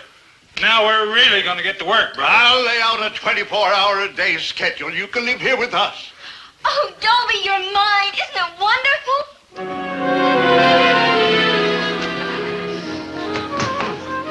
Hey, man, I just wigged one. I got me a bulb. Huh? A bulb. The light? I got like a swinging idea how to get Aphrodite to send you to Quit City. Yeah? I just remembered your last idea. Oh, dig this, good buddy. Aphrodite loves you. And what does she hate? What? Me. Yeah. So I'll fall by her pad and tell her if she marries you, she gets me too. You and me, we're so buddy-buddy, I gotta go right along. I'll lay it on big. Please, Aphrodite, don't say no. It won't do any good. I'm going with you anyway. Me and old Dobie are such buddy-buddies, I'd be lost without him. I gotta go along. I gotta. Don't leave me behind. Don't leave me. Oh, please don't leave me. She despises it. It might work. Listen, I'm supposed to be at her barn at 8 o'clock. You gotta fix it before then or she'll come and drag me there. Okay, wait here. I'll phone you as soon as I get you out of it. Yeah. Before 8 o'clock. For the last time, the clock's not wrong. For the last time, there's no daylight saving. It's 8 o'clock. For the last time, there's been no phone calls for you. You've been here all the time. No phone calls. It's 8 o'clock. Yeah, I know.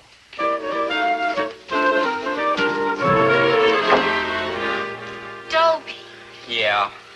Dobie, there's something I must tell you. I know you want me to tell you the truth fearlessly, directly, honestly. Oh, Dobie! Ow. Watch that. Dobie, you must put me out of your life. Yes. Huh? You must. Well, I will. Steel yourself. Well, I'm steel. Oh, I'm sorry, dear Dobie. I fell in love with you because you were so helpless, so shy. Yeah. But now there's one who needs me more. Someone shyer, more helpless.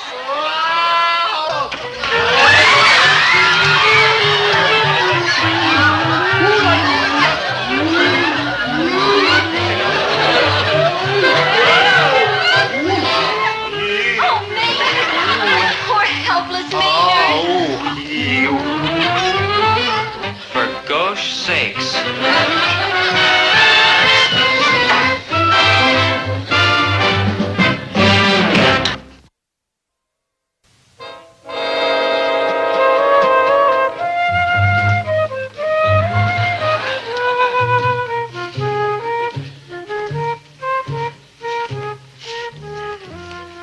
Hi, Maynard. Oh, hi. How you getting along with Aphrodite? Oh, she's a wonderful girl. I Yeah. mean, she's smart and strong and loyal and true. That's right. And she's no expense at all. All free. And she speaks 7 languages. Chinese. And she plays every musical instrument there is. That's right. Dobie? Yeah. You want her back?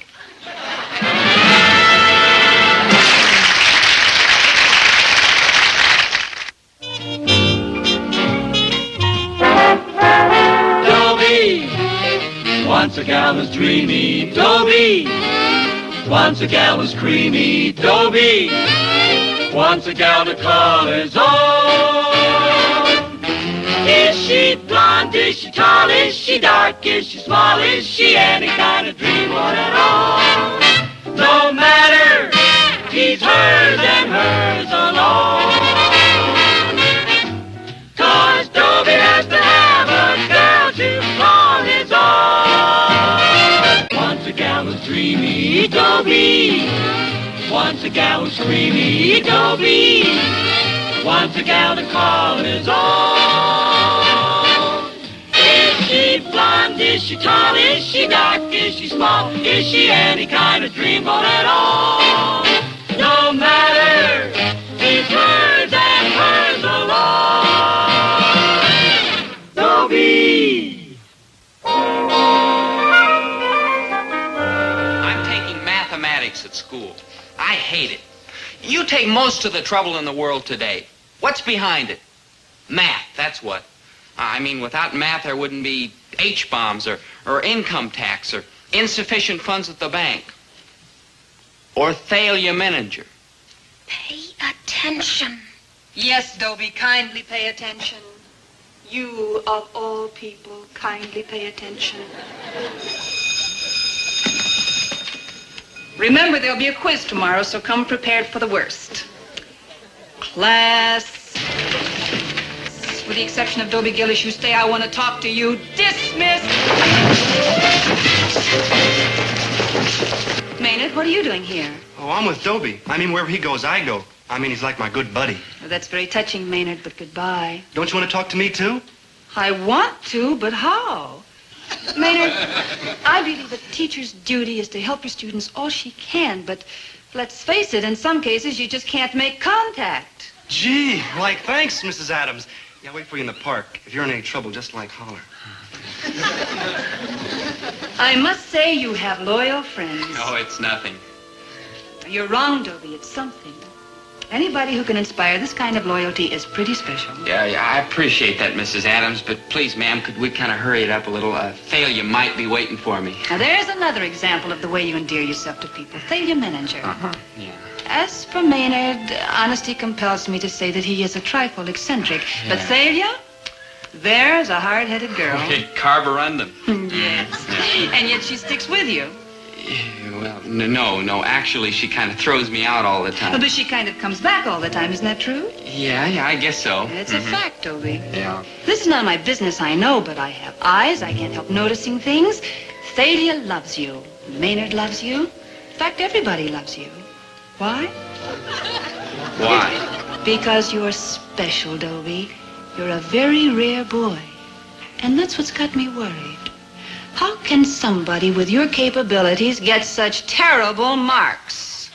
Yeah, that's a good question, Mrs. Adams. It bugs me. It really does. Well, it bugs me, too. Teaching is a calling, not a business. I'm here to help you, to guide you, to set your feet on a shining path into a beautiful, glorious future. Hey, that's beautiful. Very moving. Oh, hello, dear. This is my husband and my son, Dan, Dobie Gillis. How do you do, sir? How do you do? Hi, Dan. Hi. Well, I'll be going now, Mrs. Adams. Yeah. Yeah, but Dobie, remember I am here to help you. Call on me any hour, any time. I'll do that. Nice to meet you, sir. Goodbye. Maybe the kid could come and live with us. Oh, Esmond, I have told you 1,000 times. Yeah, teaching is a calling, not a business. Exactly. That boy is worth every minute that I can give him. Well, I know a couple of other boys that like a little of your time, too. This boy and this boy. I stand corrected. And how are you, Lammy Pie? How was school today? I hate school. That's my boy.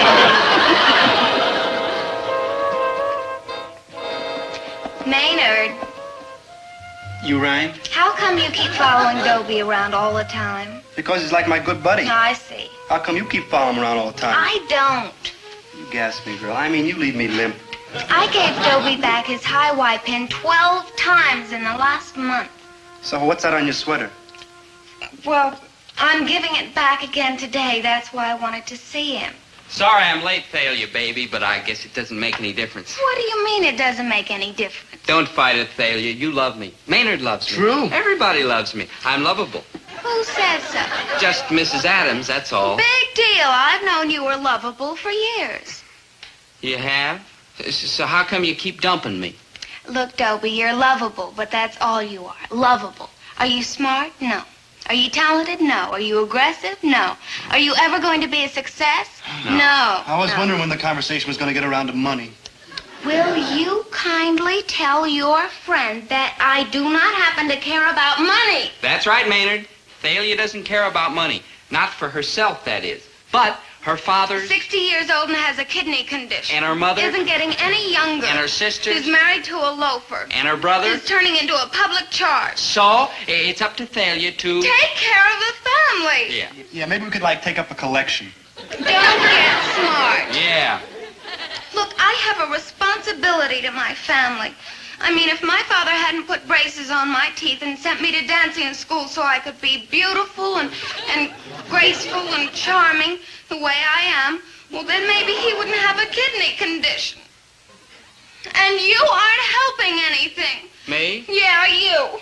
And you're going to be a poor man as long as you live, and here's your high white pin. Goodbye. Well, what are you doing that for? You'll just take it back next week. Don't forget, I'm lovable. Well, true. All right. You're lovable. And maybe I'm stuck on you. But make no mistake, mister. If I really put my mind to it, I can forget you completely. You know that, don't you? Failure, you wouldn't. I would and I will, unless... Yes, my darling. Yes, my great tawny Quit animal. Central High and go to Willoughby Hall. Willoughby Hall? You mean that fancy prep school back east where those rich cats go? Thalia, what can you be thinking of? I'm thinking of your future. Look, you have one asset, one lousy little asset. You're lovable. That isn't going to get you very far. Thalia. You have to have contacts now at Willoughby I Hall. don't want to hear about it. I'm not going to go to Willoughby Hall or any place else. I'm going to stay right here with the woman I love. You're going to stay right here without the woman you love. Thalia, you're coming unglued. What a crazy idea, my going away to school. Now, just forget about it, because I'm not going to leave you, and there's no way in the world you can make me. Oh, isn't there?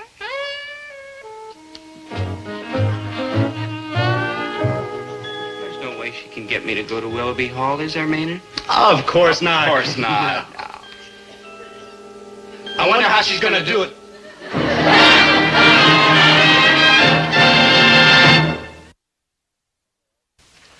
I gotta kill that boy. I just got Oh, calm down, Herbert. You were young once. Never that young. Where is that kid anyway? A whole truckload of groceries in the back room to be unpacked, and he isn't home from school. What's he got, radar or something? How does he always know when there's work to be done around here? Hello, Mr. Gillis, Mrs. Gillis. How are you? Dear. Have you seen Dobie? Oh, yes, but it didn't do any good. It never does. I wanted to talk to you. Hey, what do you mean? It didn't do any good. Well, that's what I've come to see you about. Do you know about Willoughby Hall? You mean the prep school back east? Yes, that's right. It's a fine school and lots of rich people Look, go I don't there. mean to intrude, but what's this got to do with Dobie? Well, I want you to send Dobie to Willoughby Hall. I'll send him to the hospital, the bum. Do you know how much it costs to go to Willoughby Hall? Yes, I have the rates and the information right here. It's expensive, all right. But look at it this way. It's an investment in Dobie's future. Future? What future? This kid has got to wind up living off the county. That will be enough of that, Herbert Gillis. Dobie's a fine boy with a good mind and a great potential. And I am not going to stand here listening to you running him down. I happen to think that Willoughby Hall might be just the place for Dobie. He's bright and sensitive and intelligent. And maybe what he needs is to broaden his vistas and round out his personality. And get away from you for a while. I'll get right to the point. What is Dobie's best quality? I give up. He's lovable, that's what. Now, everybody that knows him loves him. Now, when Dobie goes to Willoughby Hall, he gets put in a dormitory and has a roommate. Now, who is that roommate going to be? He's going to be a rich man's son, that's who. And living with Dobie, he's got to love him. I mean, it's inevitable. So, Dobie's got a friend, a rich, powerful friend whose father owns a bank or a factory, maybe. Now, this roommate introduces Dobie to his father. And he says, Dad, this is my roommate, Dobie Gillis, who's good and loyal and true and the best friend I ever had. Now, do you think you could find a place for him in the business? And the father says, Son, if he's a friend of yours, he's good enough for me. Don't worry about a thing. I'll take care of Dobie Gillis. And that's just my point, don't you see? Somebody has to take care of Dobie. Now, where do you want him? Standing in the line of a soup kitchen or president of a bank? Make your choice. I've made my choice. The answer is no. Very well, Mr. Gillis. It's on your conscience. I've done everything I could do.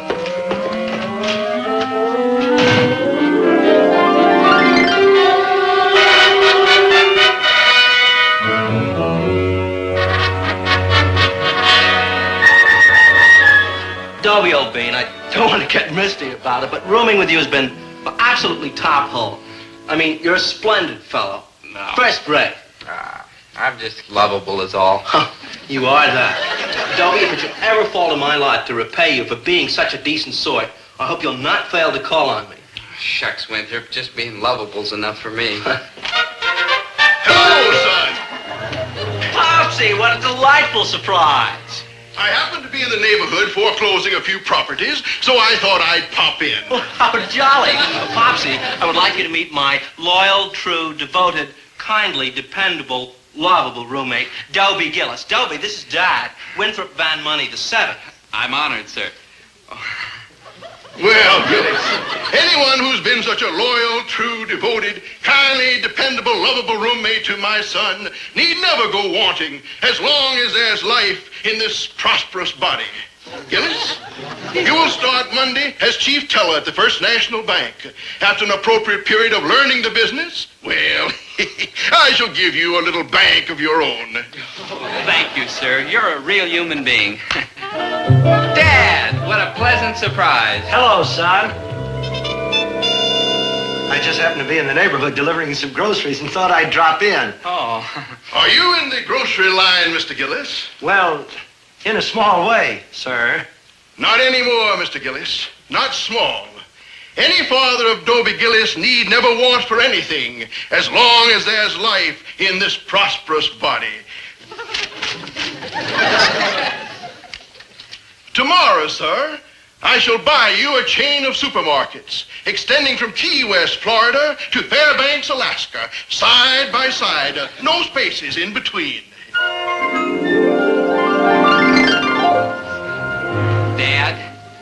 Dad? Oh, hello, son. Skip it. That's not for you, because after all, you're loyal and true and dependable and kindly and devoted and lovable. Me? Son, your mother and I love you very much, and we want the absolute best for you no matter what it costs. Dad, you mean I can have that new pair of shoes? New shoes? You have shoes you never even wear. Now brace yourself for a wonderful surprise. You are going to Willoughby Hall. Willoughby Hall? Oh, no. Tut, my boy. Oh, no. Hang the expense. Nothing is too good for my son. No, I'm not going. I won't do it. Oh, yes, you will, because I love you, and I want the very best for you, and you go to Willoughby Hall, or I'll break every bone in that stupid head of yours. Dahlia Manager, you are a rat. Yeah. A rat? Oh, that can only mean one thing. You're going to Willoughby Hall. You ought to know. You fixed it, you rat. Oh, well, that's a fine way to thank me. Thank you for what? I'll be hundreds of miles away from you, one dreary, lonely, miserable day after another. Oh, you poor fool. Don't you want me to be your girl? More than life itself. Then go to Willoughby Hall, make contacts, be a success, and amount to something. But you love me. I know, but I can't be selfish. I've got to think of my family. You mean your father's kidney condition. Isn't he getting any better? Well, I don't know, but it's hardly something you talk about. Of course, yeah. Now, look, Dobie, stop moping around. Willoughby Hall is your golden opportunity. Listen, Thalia, what if I settled down and turned over a new leaf? I mean, started getting good grades and everything. Good marks. Why, tomorrow we're having a math test that you're going to flunk with a big thud. I'm not going to flunk. I'm going to get 100 on it. Boy, you are sick. I mean, you need attention. If I get 100 on the math test tomorrow, will you let me stay here and be my girl? If you get 100 on it, I'll pull you all around town in a rickshaw. Never mind the jokes. Answer my question. All right, Dobie, if you get 100 in the math test, I'm yours.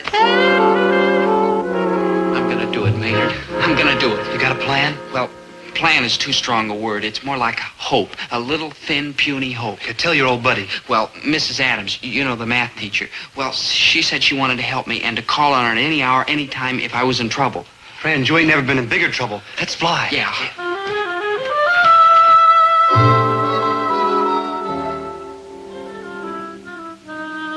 Darling, please. It's the math test for tomorrow, and it's very important, honey. I'm just double-checking. Swell. Ruthie, I want to remind you of something. You've got a husband. Whom I adore. Darling, if teaching ever came between us, I'd give it up in a minute. But you work all day, and Dan goes to school, and I can't just sit around and be useless when there's such a crying need for teachers. You're right, Ruthie, and as you know, I'm all for it. But you know, I got to thinking, it's been 6 months since we went anywhere or did anything. And what do you say we go to a movie tonight, right now? That's a wonderful idea. Well, great. There's a good one at the Bijou. I think we just got time to catch the first feature. Haven't we forgotten just a little something? Oh, yeah, the kid. Well, what's the problem? We'll get a sitter. Where are you going to find a sitter at this hour? Well, he's in bed. Couldn't we just sneak out for a couple of hours? The answer is no. No on 2 counts. One, we cannot sneak out for a couple of hours. And two, he is not in bed. Regarde the KID. Hi, Slugger. Mr. Adams, I'm Dobie Gillis. We met at school this afternoon. Oh, yes. Uh-huh. And this is my friend Maynard G. Krebs. Like hi. Like hi. I'll tell you why we dropped by, Mr. Adams. Pray do. Uh-huh. Well, you see, sir, this afternoon, Mrs. Adams, your wife, you know. I remember her vividly. Well, she said she wanted to help me and that I should heard. call on her anytime, I any heard. hour if I was ever in trouble, which I am now. So you thought you'd come over for a little private tutoring? Yeah, I guess you could call it that. You too? Oh, no, I just go where Dobie goes. I'm like his best buddy. Ah. Yeah, actually, I didn't want to come here at all. I was going to the Bijou. There's a gas of a movie there. So I've heard. Yeah, I saw it 6 times. I want to see it again. It's like the last night. Uh-huh. Boys, come in and sit up. Oh, thank you. Let me ask you a question, boys. Do you like Mrs. Adams? As a teacher, I mean? Oh, she's fine. She's 100% with me. Thanks, boys. Boys, you know what a teacher's life is? Well, it's long hours, it's hard work, it's tedious detail. How come she don't kick it? Because she wants to help you. And you. Oh, she's all heart, that woman. Yeah. If you could brighten her life a little, if you could bring her one small moment of pleasure, you'd do it, wouldn't you? Sure, but what can we do? You can sit with our little boy tonight while I take Mrs. Adams to the movies. While I bring a couple of hours of sunshine into her dark and dismal life. Now, boys, can you find it in your hearts to say no? Not us, Pops. Thank you, boys. Thank you. Why, Maynard, Dobie, what are you doing here? They're going to sit with Dan tonight while we go to the movies. Isn't that wonderful? What? Come on, dear. Let's But not I dawdle. don't understand. He's right, Mrs. Adams. You better get moving. You don't miss the part where the monsters of ours, Cleveland. Cleveland? Come on, dear, quickly. Esmond, I have to hide those test papers because those boys have to take the test tomorrow. Oh, I got you, baby. Boys, I don't think there'll be any problem. The kids' room's at the top of the stairs to the left. The kitchen's out there. Here's the phone. The phonograph is over there. The cookies are in the cookie jar. The ice cream is in the freezer. God's in his heaven and all's right with the world. Good night, boys. Someday that you will explain all Yeah, this. maybe someday. Thanks a lot. It's all I needed tonight, babysitting. Oh, cheer up, Dobie. It ain't so bad. Well, what's good about it? They got a record player, man. They got a record player. Big deal. Oh, boy. Brahms, Mailer, Bass? It's Bach, Maynard, Bach. Yeah, Bach. Where's the jazz? I can't find no jazz. What do they need with a record player if they ain't got no jazz? Must be someplace.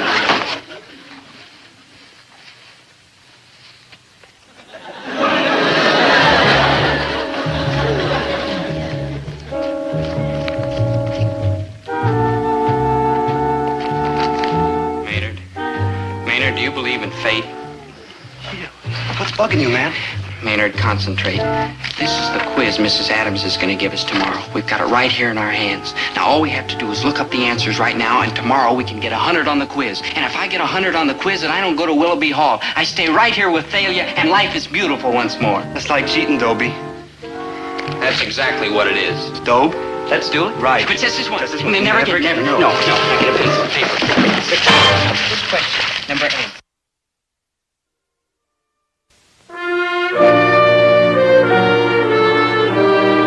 Thus, one Englishman with imagination, Isaac Newton, lying under an apple tree, altered the entire course of civilization. On your way out of class, you may pick up your quiz papers. I'd like Dobie Gillis and Maynard Krebs to remain behind. Dismissed. That's very good, Thalia. Thank you. Well, why aren't you smiling, boys? It isn't often anyone gets 100 on a math quiz. 100? Dobie, let me see. Oh, Dobie, you said you'd do it, and you did. You turned over a brand new leaf. Oh, I'm so happy. You mean I don't have to go to Willoughby Willoughby Hall? Hall, no. I just thought it would be the best thing for you and for us. But now we can be together forever and ever and ever. Is there anything you'd like to tell me? No, ma'am. Nothing at all? No, ma'am. Maynard? I'm with Dobie. I see. That's all, boys. You may go. Let's go to the ice cream parlor. This calls for a celebration. Oh, and I've got a little shock for you. I'm buying.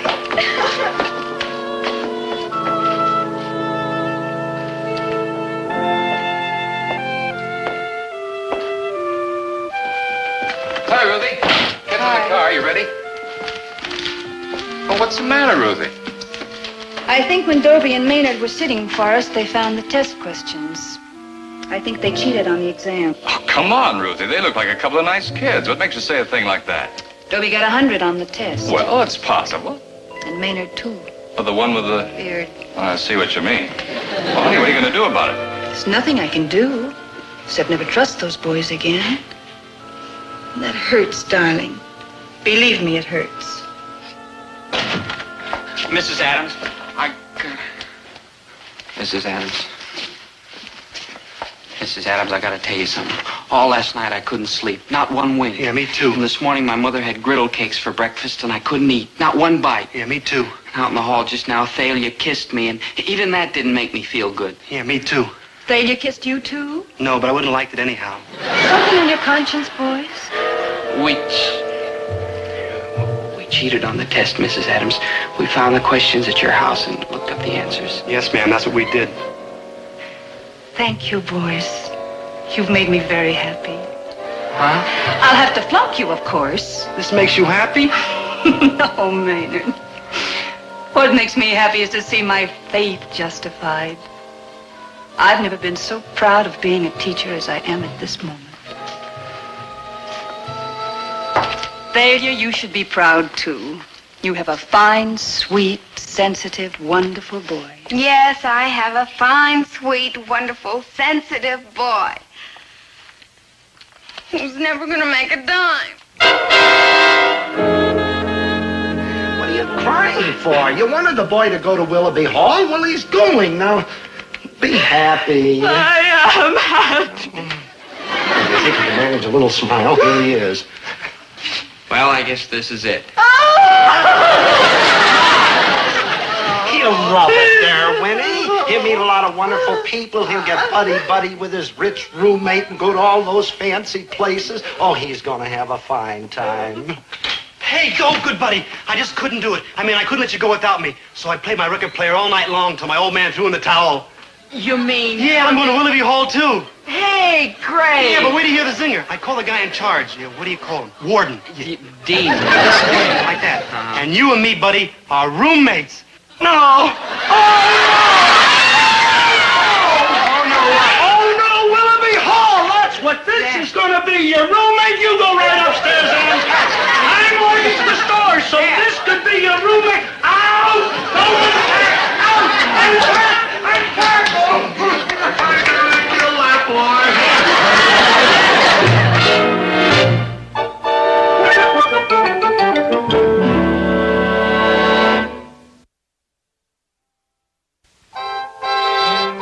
Boy, have I messed everything up. How good, buddy? How?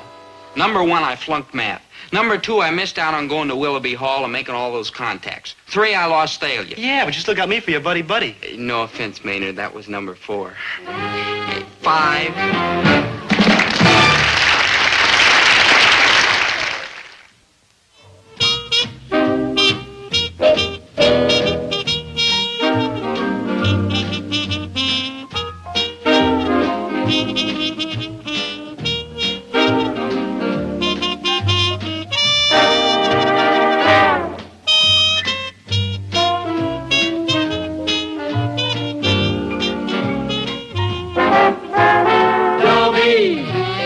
Once a gal was dreamy, Dobie.